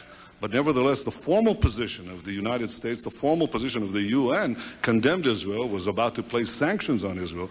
So the UN, in this case and in many cases, simply has not been able to overcome the debilitating weaknesses inside it that, notwithstanding the goals and ideals of the Charter, hobble its ability to be effective in stopping aggression. Aggression has been stopped in the last 100 years, not by the UN, and not by the League of Nations, its predecessor. It simply crumpled and died effectively in the mid-30s, unable to stop totalitarian aggression. Aggression has been stopped only when the key democratic countries were able and willing to act. When they were unable and unwilling to act, no international structure was sufficient. That happened in the first half of the 20th century. It must not be allowed to happen in the first half of the 21st century. And I think we're fortunate to have the United States, whose people and leadership, and I think a broad swath of leadership, a bipartisan leadership, understand that this aggression has to be stopped, and stopped in time. May I just follow up with this one last question? Well, okay. so that I might quote you accurately. Are you saying that we are to circumvent the United Nations and not seek a legitimate process through the United Nations, but that the United States needs to go it alone? I just want you to clarify what you're saying in response to my question. I'm saying that you can seek UN support, and it would be good to have it, but I wouldn't make it a precondition of eliminating Saddam's regime before it acquires nuclear weapons, because if you make it a condition, you'll never reach it. Mr. Shays? Thank you, Mr. Chairman. I appreciate your very generous 5-minute rule here. And let me say... Is a 5-minute rule on you or on me? I'm sorry. No, I'm just not familiar with House rules. Excuse me. He's taking a little poke at the chairman, but that's all right. No, I'm not taking a poke at the chairman. I'm just trying to condition him for the fact that I may take 10 minutes instead of 5. I want to say first to you, Mr. Netanyahu, you have been warning the world, not just the United States, about terrorism for decades. You have had a lonely journey, not unlike Churchill, frankly, in the 30s. I happen to think that you are dead on, and it's a privilege to be able to ask you some questions. But I have a number. Thank you. But I first want to make a statement. We knew that Saddam Hussein had a robust chemical, biological, and nuclear program before the war in the Gulf. We knew he had it after. And we knew that he kicked out the inspectors when we were successfully dismantling his chemical, biological, and nuclear program. We know that for a fact. We also know that he had a delivery system for chemical and biological agents. And while that was more quiet in the past, it is now very clearly public information. So I am left with drawing this conclusion. Why would the burden have to be on those to say that he's still continuing these programs? Why shouldn't the burden be on those to claim that he stopped? Because no one can give me even a scintilla of possibility that he has changed his mindset and changed his ways. And I'd love a short answer to that because I have some follow-ups. I have nothing to add to your very acute reasoning here. But I do want to say that the last point, one of the points, if we're connecting the dots, is that intelligence, including from defectors, who say exactly what you're saying, that he is absolutely committed, pushing with all his power to develop these weapons now. So you must ask, okay, if we want to take Newtonian physics, if an object is moving with a certain direction, with a certain momentum, there has to be something that will make him change his mind. What is it? The kicking out of the monitors? No. Okay, let me ask you this. In 1981, I was a state legislator. I was frankly shocked that there was a preemptive strike. I voiced my concern as a state legislator, not that it mattered much, but I just, when the press asked me, I said, I'm shocked by it. One of my first briefings when I got elected in 1987 was my interest in understanding that raid. And after our people described it to me, I figuratively got down on my knees and said, why didn't we congratulate and thank them for doing it? And this gets into this whole issue, them, in other words, Israel. This gets into this whole issue of preemption.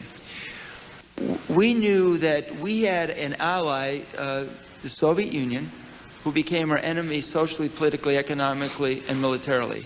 We knew what the threat was, we developed a strategy, and it was reactive, it was containment, reactive, mutually assured destruction. Now that clearly went out the window on September 11th. I mean, that was the one question that I didn't have answered. There was no red line. That's what we learned from the terrorists. Now, it strikes me that we have to know the threat, as all three commissions have told us. We have to have a strategy, and then we reorganize. I don't see how we can come to any other conclusion that the strategy has to be preemptive.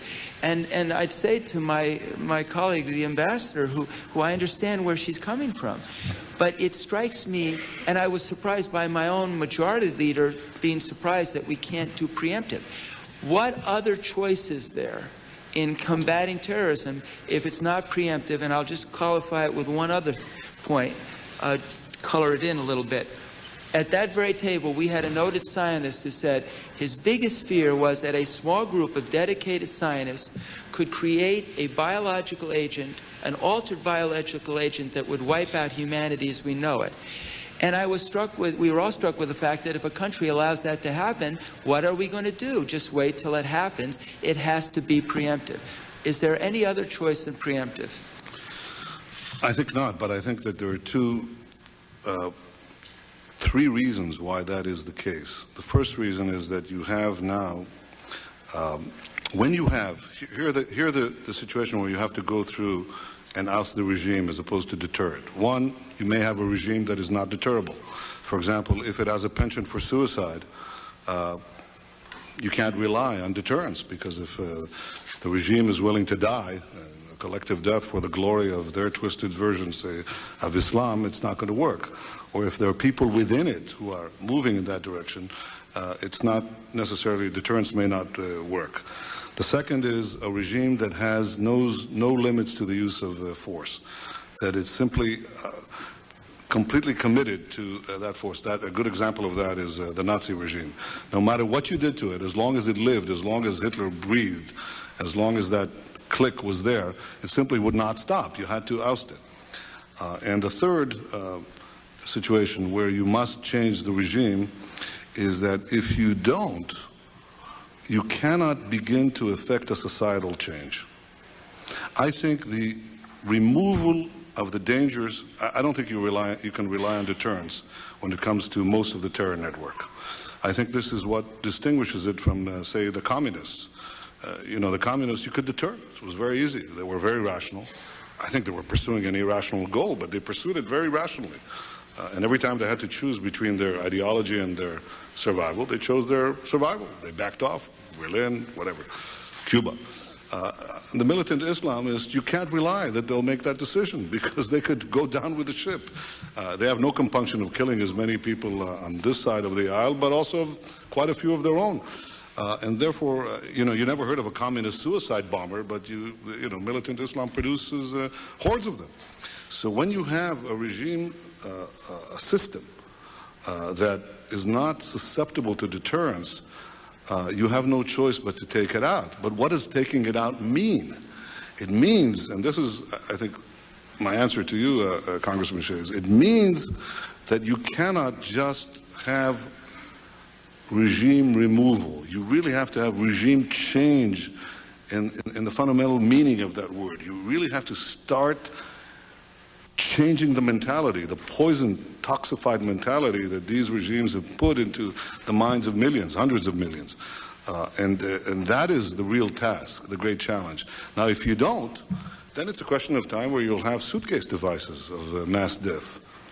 You can have biological devices, you can have nuclear devices. It's just a question of time. Let me just And so the ultimate protection, and I come back to the example of Germany, the ultimate protection that you won't have a new society by democracy, the long-term protection, and it's not foolproof and it's not hermetic, but we have to try, is once the regimes are ousted, it's to begin the process of democratization in these places which harbor this militancy today. Let me just ask one other area here, and it does strike me that based on your testimony that preemption is required somewhere, but if you have a preemptive strike in one place, it may result in not needing a preemptive strike elsewhere. But I want to ask you about Abu Nidal in Baghdad. I'm struck by the fact that, in a sense, Saddam was trying to destroy the evidence. I mean, he's one of the most vicious terrorists. And I'm struck by the fact that Osama bin Laden, what he did was he united terrorists. There wasn't just one type of terrorist from one country in Afghanistan. He brought them all together. There was a network. And I'm just interested to know your feeling about that so-called suicide. Is it possible that Saddam was basically trying to destroy any evidence that somehow he is protecting terrorists and giving us then legitimacy in going in? It's possible, but I can't tell you about that specific case. But I can tell you that the terrorists and the terror regimes, they're all they're all connected, sometimes loosely, sometimes tightly. For example, you know that Osama bin Laden, first of all, enjoyed a domicile in Afghanistan. Actually, he moved from Afghanistan, from the Sudan to Afghanistan. He has to have a place. Okay. Once he had that place, he moved from there, for example, to Lebanon, where he had meetings with Hezbollah, who were tied in with Palestinian terrorists. So he was also talking, bin Laden was trying to penetrate our area, as well as through Hezbollah other areas. But So isn't you that have the big key point, that he had a network, and Yes. he was kind of the president? Yeah, of the, but the key point is this, that I don't care how many networks he has, if he doesn't have regimes that give him an inviolable place where he doesn't have to run and hide all the time, his effectiveness goes down the tubes very fast. And that's the key thing. If you take away the sovereign states, you just bring down this whole structure of international terrorism. But what you don't do is you cannot prevent the reemergence of this madness 20 years or 30 years or 15 years from now. You cannot, the only way you can do that is by making sure that when you bring down the regime, instead of replacing one dictator with another, you begin a different process that is taking place around the world, everywhere, except there. Everywhere you have democracy sweeping the world. Everywhere you have the United States pressing for democratization. And it's been a spectacular success. I mean, the whole world is democratized. You've democratized Latin America, and if anyone veers there, you go down gangbusters on them. Russia is democratized. You're seeking human rights and democratization in China. You're South Africa, Mongolia, Albania. Everybody's democratizing, except this one area. This one area remains, and it's a big one, with these poisonous regimes in there, remains untouched. And in the gurgling cauldron of this mad zealotry are brewing the new bin Ladens, the new suicide bombers from the Arafats and the Talibans and the bin Ladens of this world. You can't leave it that way. Yeah. You can't just go into the cauldron, pick up a Taliban, throw them out. You'll get a new one. You have to turn over the pot. You have to do something else. Yeah. You have to start a different process. Thank you, Mr. Shays. Mr. Waxman. Thank you, Mr. Chairman. Mr. Prime Minister, we've known each other for many years, and I've always held you in the highest regard and with great respect, and admired your eloquence, and none more so than on the two occasions you've appeared before this committee today and then right after September 11th. And on your last appearance, you articulated the empathy and solidarity with the United States as a fellow victim of terrorism, because Israel has been suffering from terrorist attacks before September 11th and even more since September 11th. So the United States and Israel share not only that, but the reason we share that is we share values of democracy, of pluralism, of respect for individual rights. And so your enemies are our enemies, and our enemies are also your enemies. Today we're talking about Saddam Hussein, not just here, but the President of the United States before the United Nations. And he has said to the United Nations, as an international body, isn't it their obligation, he has said, to enforce the rules and resolutions that they've adopted that have been flaunted by Saddam Hussein. Now, I certainly hope that the United Nations won't hobble themselves and live up to the responsibility that they have to insist, in fact, demand that Saddam Hussein open up his country to full, unfettered inspections and end any kind of weapons that he might have. The question I want to ask you is, is there a value, as you see it from an Israeli perspective, for the UN to act in concert with the U.S. in going against Saddam Hussein? One, to stop what he is doing to develop these weapons, and secondly, should there have to be a military action to rebuild Iraq after Saddam Hussein? Congressman Waxman, there would be much value if you could rely on it. I don't want to pull rank, but I spent 4 years in the UN and a hell of a lot of time in the Security Council, and I cannot tell you that this is necessarily a bastion of responsibility. Now, on occasion, not very frequent, The UN does the right thing, but on many occasions it does the wrong thing. This is an organization that branded Zionism as racism. It's what Abba Eban once said, that if the Arab countries put before the UN a resolution that the earth is flat, it'll be passed by the UN. That problem of inconsistency and is what plagues this issue. And so now you have a question, I think a different question. Is it desirable? The answer is, to get UN support, the answer is absolutely yes. The question I put forward is it a precondition for such action? Suppose you try, you give it some time, it doesn't happen. What do you do then? Now, there are two ways of trying. One is you talk to them, they either do it, they don't do it. The other is you actually try to press forth a resolution and somebody, one of the permanent members, vetoes it. So now, and maybe passes another resolution. So now you may be actually working against a failed resolution or even an antagonistic resolution of the UN. Well, an antagonistic resolution you can always block at the Security Council, but a failed resolution. Well, I want to certainly say that if the United Nations doesn't live up to its responsibilities, that shouldn't preclude the United States from living up to its responsibility. I fully agree with you. And then the question is what actions we should take. And the President has argued that we need a regime change in Iraq because Saddam Hussein is clear in his motives to want to dominate the Middle East and particularly the oil wealth by virtue of having a nuclear bomb, which he's actively working to achieve. Now, you said one of the reasons Israel is so concerned about all of this is, there are things that happen if you do take action and things that happen if you don't. Israel will, everyone expects, be the victim of Saddam Hussein's last gasps to stay in power.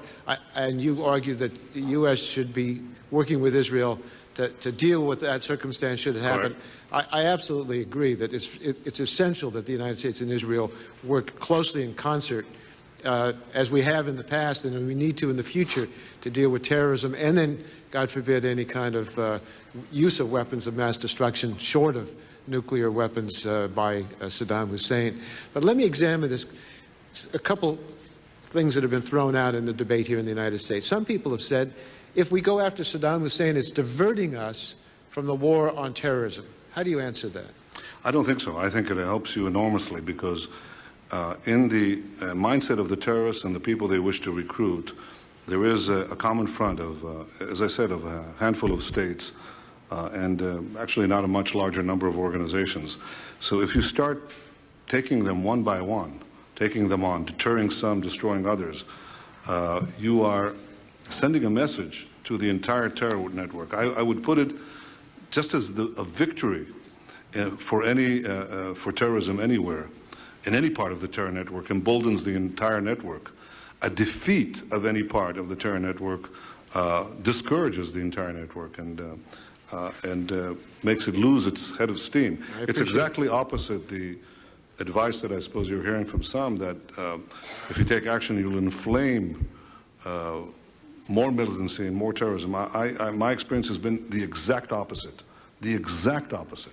You might have an exchange for a while of blows and counter blows, but if you're persistent and you're applying your power concertedly and consistently, you'll douse the flames. Is douse to dampen? Yes, yes. You'll douse the flames. My English is rusty, Henry. Let me ask you another question about what is being talked about, and then and this doctrine of preemptive action. Some people have said preemptive action is appropriate if there's an imminent threat, but the President today said at the United States that he's worried about the gathering danger. He didn't say an imminent threat, but the gathering danger. Now, how do we decide when preemptive action is appropriate? Saddam Hussein's working on weapons of mass destruction, so is Iran.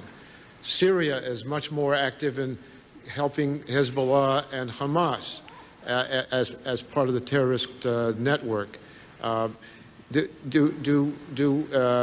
we follow this doctrine of preemptive action beyond Saddam Hussein? Do all of these countries merit preemptive action by us, and how do we distinguish? Probably not, because they don't merit it in moral terms, but because you won't need it. I think the first question you ask is how imminent is it? Look, do you want to wait and find out? The answer is no. You've had what I called here the wake-up call from hell, but you don't have to wait until hell rushes you and beats you in the face. It already has, in effect. So the question of time, I think the sooner the better. But now the question is, when you choose a target, I think Iraq brings two things, a confluence of two things. One, it is sufficiently important in this network to have a tremendous effect if it collapses. It'll have a beneficial seismic effect, quite the contrary of what is being described. And the second thing is that it happens to be one of the two, now as we learn, one of the three regimes that is racing to build nuclear weapons. So you get two birds with one stone. You knock out a main developer of nuclear arms in the terror network, and you also send reverberations across the network. So if I had to choose, yes, I would choose that. Is Iran less dangerous? No. Is it more dangerous? Maybe. Certainly not less dangerous. But would I counsel necessarily a preemptive strike on Iran? I'm not sure. I wouldn't. I would be very careful about that. I think that there is a great deal of possibility of internal processes of change in Iran that simply do not exist in Saddam Hussein. You remember that at the end of the Gulf War, there was an assumption in the quarters of the American government that having been dealt this blow without regime change, without bringing him down, that there would be an internal revolt, so to speak, in Iraq. But this was wishful thinking, because Iraq simply is a police state without any ability to foment the kind of process that occurred, in fact, in Iran in the downfall of the Shah. Iran has that ability, and therefore, you shouldn't apply force. I'll say this. You shouldn't apply force indiscriminately. I'm certainly for the application of force against Palestinian terrorism, against Iraq, and so on. But I think that force should be applied judiciously. That is, it should be applied with great resolution, with great force. But at that part of the, at that part of the front, so to speak, where you'll get maximum effect. And I think this is the case with Iraq. This is why the relevant question is not whether the others merit punishment, but where the application of force would do the most good. And that is what I think we're discussing here. Thank you very much. You've given us testimony that will help us think through these very difficult issues, and it's been very, very helpful. Thank you very much. Thank you. Thank you, Mr. Waxman. Mr. Lantos. Thank you very much, Mr. Chairman. It's a pleasure to see you again, Mr. Prime Minister.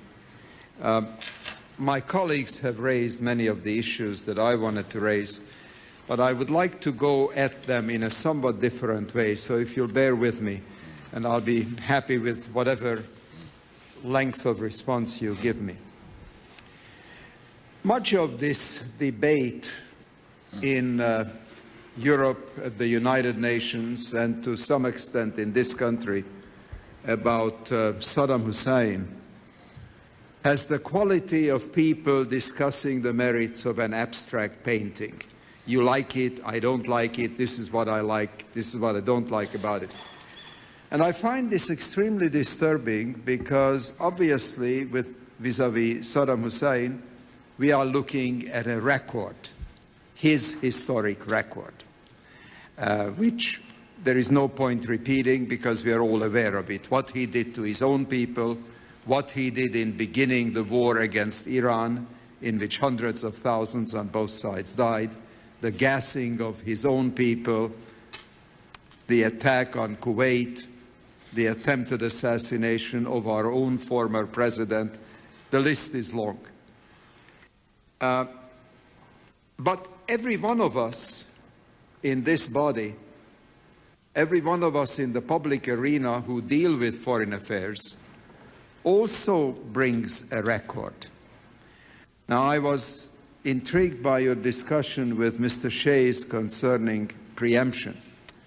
And I'm delighted to tell my good friend who joined this body many years after I did, that when your Air Force took out the Iraqi nuclear reactor at Osirak, the following day I gave a floor speech in the Congress commending that action, because it was self-evident that without preemption, Iraq would have proceeded with a program of developing nuclear weapons, and the Persian Gulf War could have turned out quite differently, because the civilized world could well have faced a nuclear-equipped Iraq and might not have been willing to undertake a war against the nuclear-equipped Iraq.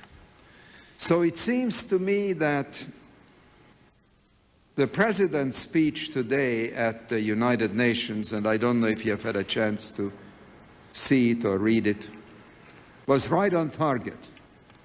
And I think the enemies of the United States would be well advised to understand that there is enormous bipartisan support for the President's position vis-à-vis Iraq. And when the President comes before us within the next few weeks or months with a proposal to obtain congressional approval, while he's unlikely to get the almost unanimous approval that he got against the war on terrorism a year ago, my friend and colleague Henry Hyde and I sat in the manager's chair for 9.5 hours because everybody wanted to speak on this issue. We had one negative vote. We are likely to have more negative votes than one, but there is little doubt in my mind that there will be overwhelming bipartisan, bicameral approval when the proposal comes before us. Now, one of the many criticisms of the concept of preemption stems from our rather naive historic imagery of chivalry as part and parcel of military activities. Some people still feel that chivalry is not dead, that Saddam Hussein will act according to the appropriate rules and procedures. And it is so self-evident to even the most superficial observer of recent history that it is only his capability or lack of it which prevents him from striking out with whatever force he has. So the notion of preemption is not just an option. It is mandated by the nature of this new enemy. This is a new kind of enemy.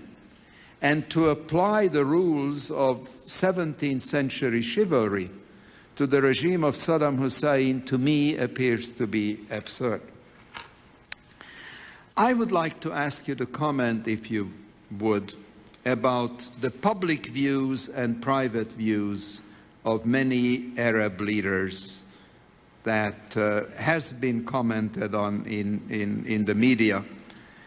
But perhaps those of us who occasionally or frequently meet with Arab leaders are personally exposed to this profound dichotomy, a totally different private view of a possible strike against Iraq and an utterly divergent public view. First of all, do you agree that that is in fact what is happening? That many of the Arab leaders are really telling totally different stories in private and in public. In private, they are saying, go to it. We can hardly wait to get rid of him. We will be supportive in whatever way we can, but publicly denouncing this possible action. The second thing I would be grateful if you could comment on is a chronological question. Some of the opponents of regime change in Iraq argue that it may not be too difficult to change the regime in Iraq in a military sense, not a cakewalk, but not overwhelmingly difficult, But that what comes after it, we have no idea about, and how long we may have to stay there, nobody knows. I'm puzzled by these objections because when North Korea attacked South Korea and almost took over the whole country, the South Koreans were able to maintain a small perimeter around the port city of Pusan. And now we are back to the 38th parallel. We have been there for almost a half a century. And the question to be asked is, would we prefer a communist North Korea regime-controlled Korean peninsula to this very long-term commitment that we had to make? It is costly, it is cumbersome, we don't like it, but it seems to me it is infinitely preferable to have at least half of the peninsula today free and open and democratic and pro-Western than to have the regime in the north run this whole Korean peninsula. My view is that whether we are talking about the Cold War, which lasted 2 generations, or military involvement in Korea, which is now into its 3rd generation, aren't long-term rational commitments of our resources preferable to accepting extreme, fanatical, irrational regimes developing weapons of mass destruction as the alternative? The answer to your second question is clearly that I agree with you. I think, imagine we know what is happening in that half of the Korean peninsula, because this regime that is at starvation level, probably the lowest GDP per capita on earth, is busy developing nuclear weapons and missiles, and then exporting it to the other terror regimes. So there is something developing, Congressman Lantos, which I think certainly has developed in my thinking.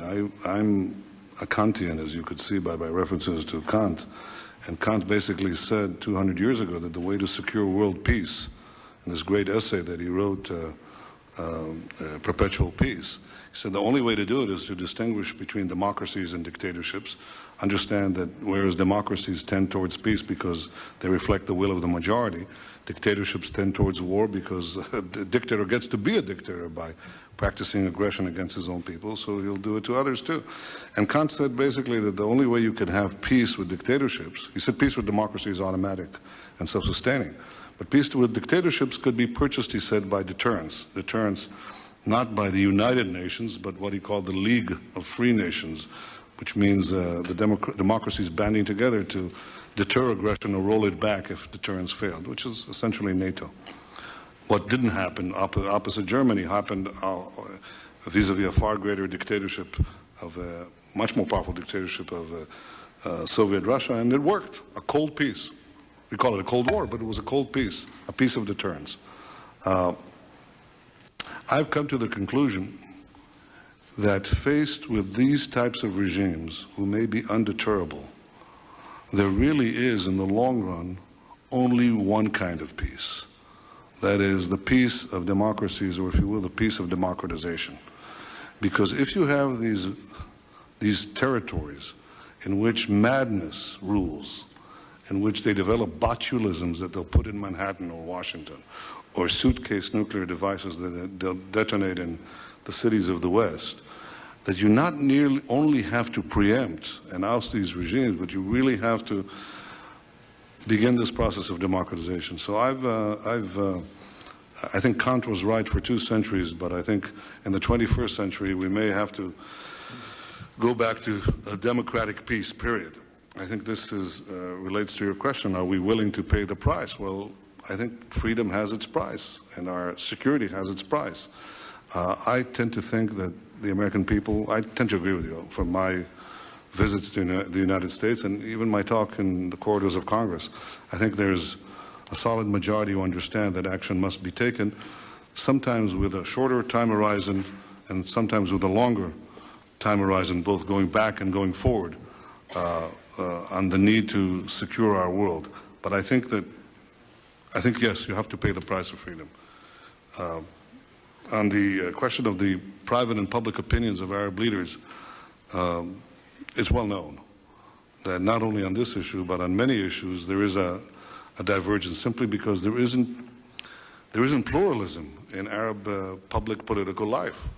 There is a party line that is enhanced and enforced by a collection of dictatorships usually, and so people don't deviate from it. In the case, however, of Saddam, I see the following. I see something somewhat different than this dualism. In 1991, there was practical Arab unanimity on the need to roll back Saddam from Kuwait. Saddam had devoured an Arab country, and every country thought it would be his next target, and therefore they proceeded to support the extrication of Kuwait from Iraq's gullet. And that was perfect unanimity, and even public unanimity in the presence of Arab countries in the coalition. A decade later, you see something else. Some of them, and the more democratized, the more liberal these leaders are, want to see Saddam go. Some of them may be even his closest neighbors, but they won't say it openly. But others, many others, fear that if Saddam goes, then he will be replaced. That regime will begin a regime change in the broader sense of the word, that is, the process of democratization in the Arab world. And that is why you're getting a much broader consensus, not uniform and not total in private, but pretty broad in private, against an American action because the regimes themselves are fearful of the dynamic of freedom. And again, this doesn't apply to all of them. Some of them are much closer to liberalizing their societies than others. But I think this is a dynamic that now occurs. In any case, if I had, asking for an Arab consensus, public or any other type, before you take on Saddam is actually a little worse than waiting for a UN consensus. Actually, it's a lot worse. On some things, you just do the right thing. And I think America's about to do the right thing. Thank you very much. Thank you, Mr. Netanyahu. Do you have time for a few more questions? I have all the time in the world, Mr. Thank you. Schiff. I do want to say that the chairman was very sorry that he did have to leave and was very grateful that you were willing to spend your day or afternoon with this committee and wanted me to convey that. You had mentioned that it would be our responsibility to help. Israel would clearly become the target if there was a preemptive strike against Iraq. I have a sense that if the United States and others were able to push the border of his activity closer to Baghdad, that most of the missiles would not reach Israel. But the point you made was that we would need to help you acquire smallpox and immunize your population. I think you made reference to that, and I'm curious how long it would take to do that. It doesn't take very long. I think I don't want to get into these discussions. I'll just tell you that, for example, the cost of vaccination against smallpox, which is what we're really talking about. The cheap one costs 20 cents and the expensive one costs $1. Well, we have 6 billion citizens in Israel. Not a huge cost, and I think we're well underway to produce this. But I'm saying I don't want to get into the intricacies, Congressman Shays, of the precise way of allocating vaccines and other devices. But I want to say, and I want to stress the principle once again, and I thank you for again bringing it up. I think it's absolutely essential that the U.S. and Israel see to it that Israel has all the means of civil defense available in today's world before that action is initiated. If not, then the risk that we are taking will be an undue risk. I don't represent the government. The government, I don't know if it even takes a formal position, but I do talk to an awful lot of Israelis across the board. And I think they would, if they were here, and if I can speak for so many people who actually agree with me, they'd say, yes, we want Saddam regime taken out. Yes, we're prepared to take the risk. But no, we're not prepared to take a risk that has not been reduced to its barest minimum. And it's not difficult to see that all these means of civil defense are available. That is as important a responsibility of the United States as it is of Israel, because after all, Israel will be the first one attacked. Well, Israel has been fighting terrorism for 50 years, and you clearly have learned a long time ago there is no good terrorist. It's been amazing, the thought that your country has put into this effort, and we're learning a great deal from you. The chairman did want some questions about Saudi Arabia. It's never come up in any dialogue. I don't think you brought it up. And I'm curious why it hasn't kind of shown. God, I thought I was talking about Saudi Arabia all the time, Mr. Chase. I think that Saudi Arabia is one of those cases of a regime that at once has fueled terrorism and at the same time has espoused a relationship with the United States. It has fueled terrorism by funding terrorists, including Al-Qaeda, received a lot of Saudi money in the early 90s, but it is now fueling Palestinian terrorism by offering a graduated remuneration system for suicide bombers. Saudis pay the families. That's as big a stimulus as you can, a big incentive for the suicide bomber. In fact, the disincentive is that the family is actually worse off. And if you add to that a stimulus, an incentive that the family benefits from Saudi money, you're actually stimulating terrorism. So Saudi Arabia has been doing that, and it's also been, unfortunately, fomenting inside Saudi Arabia and outside Saudi Arabia a Wahhabist creed that is, I think, a particularly insidious form of militant Islam. And at the same time, Saudi Arabia, at least on the diplomatic level, claims to be a friend of the United States. I think the way to handle that is to say to the Saudis something that President Bush had outlined in one of his speeches. He said, all nations will have to choose. You're either with us or against us in this battle. And I think the Saudis should be held accountable to that. I think they should be pressed as forcefully as possible to cease and desist those things that promote militancy and terror, and I think you should hold them to it. Is it your view that the Hamas and the Hezbollah on occasion work together? That Hamas and the Hezbollah? Yeah. Absolutely. They cooperate. We know they cooperate together. Funded primarily by the Iranians and Syrians. Funded by Iran. The Hezbollah is operating with the compliance of Syria on Syrian-controlled soil in Lebanon. Syria also enables Iran to land planes in Damascus airport stockpiled with rockets aimed at our cities and other weaponry, to go through Syrian territory and Syrian-controlled territory in Lebanon to reach the Hezbollah. So Hezbollah is a perfect example of the terror network. You have two terrorist regimes cooperating with one another, fielding a third terror organization that has links to about a dozen, direct links to about a dozen of the 24 or so terror organizations, direct links. So everybody's connected. They're connected in these concentric circles. Okay. If you could sort this out for me, though, this is, and I was trying to allude to it at the end when my time was really running out.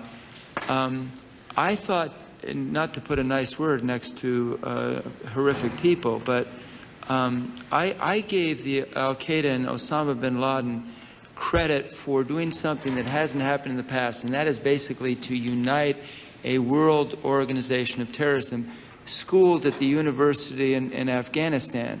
But whether they were from Indonesia, Malaysia, they'd train in Kosovo, they'd train in Chechnya, they'd come back. And what I'm struck with is that it strikes me that there really is no good terrorists. They interact. That if a nation like Iraq is, for instance, having Abu Nidal as a resident, protected, that is a very strong case for the fact that this is, in fact, a terrorist nation interacting with the rest of the world in this fight against the West. And I guess what I would like you to tell me why we can't hold accountable the people that Saddam Hussein houses and allows to live in his country, and why we can't make the very strong claim that he is a part of Al-Qaeda and the whole organizational process. He provides safe haven to Abu Nidal and others who practice terrorism, and without the safe haven, there is no terrorism. Syria does the same, by the way. There are more than a dozen terrorist groups that have official addresses in Damascus. So it's the same system. And I think that obviously right now he's very careful. He would be very careful right now. He's under the gun. He understands that his days appear to be numbered, so he'll make all the noises and he'll make all the gestures to say that he's abandoning it, that he's finished with it, and so on, all the while trying in his basement, the basement of his 50 palaces, to develop the bomb. If he gets away with that, then he will treat you and us and everyone very differently. By the way, I should say that within the constituent parts of the terror network, both the regimes and the organizations, there is cooperation and harmony, but there's also competition. Everybody wants to be king of the militant Islamic heap. You know, they all want to be on the top. They all want to be the new Saladins or the new Nassers, and Osama bin Laden wanted to be the ultimate grand maestro of terrorism. So, you know, he was, and I must say that he had capabilities, unfortunately, or has talents that put him close to the top. They all want to be the linchpins. They all want to be the crucial one that connects, unites, and commands all the rest. But effectively, what they do is cooperate with one another. And unless you dismantle this system in its entirety, if you leave any part of it intact, it'll grow. It'll grow back. It's like a malignant growth. You have to get rid of the system. And I think we're getting close to getting rid of the system. Before we adjourn, is there anything else you want put on this congressional record? I want to thank you and Mr. Shays, and thank Congressman Burton, and thank, first of all, thank Congressman Lantos for the degree of his patience, and also for all of your discerning comments. I think that today was another expression of the strength of this country and the strength of democracy. Nations, democracies don't go to war easily, and they usually debate and argue before they do. Sometimes they have to be bombed into going to war. In fact, that's what happened in World War II. All of Europe had been conquered. You had to, America was actually bombed in Pearl Harbor, and that was a pivotal event that opened the eyes of Americans. And once their eyes were opened, they gathered the power that is available in this great free nation, and the result was preordained. I think in a similar way, the bombing of September 11th opened the eyes of Americans to see the great conflict and the great danger that faces us. And once opened, then the overpowering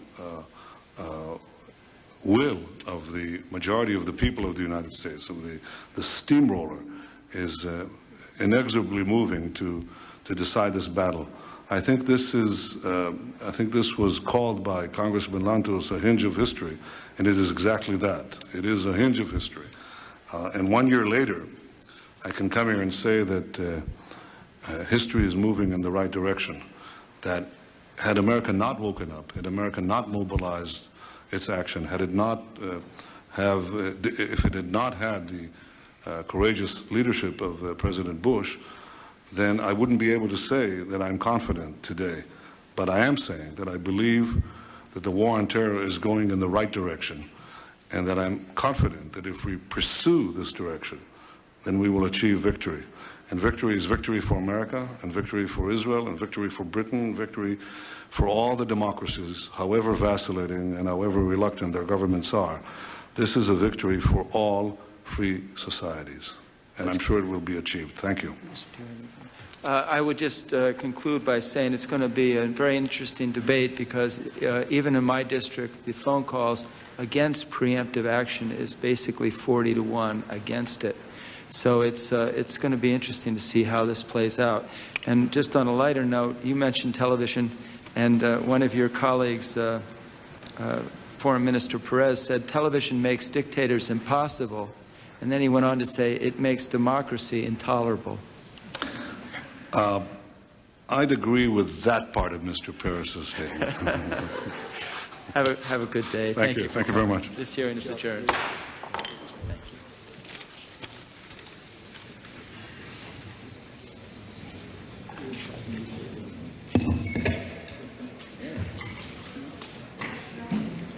Are you still current?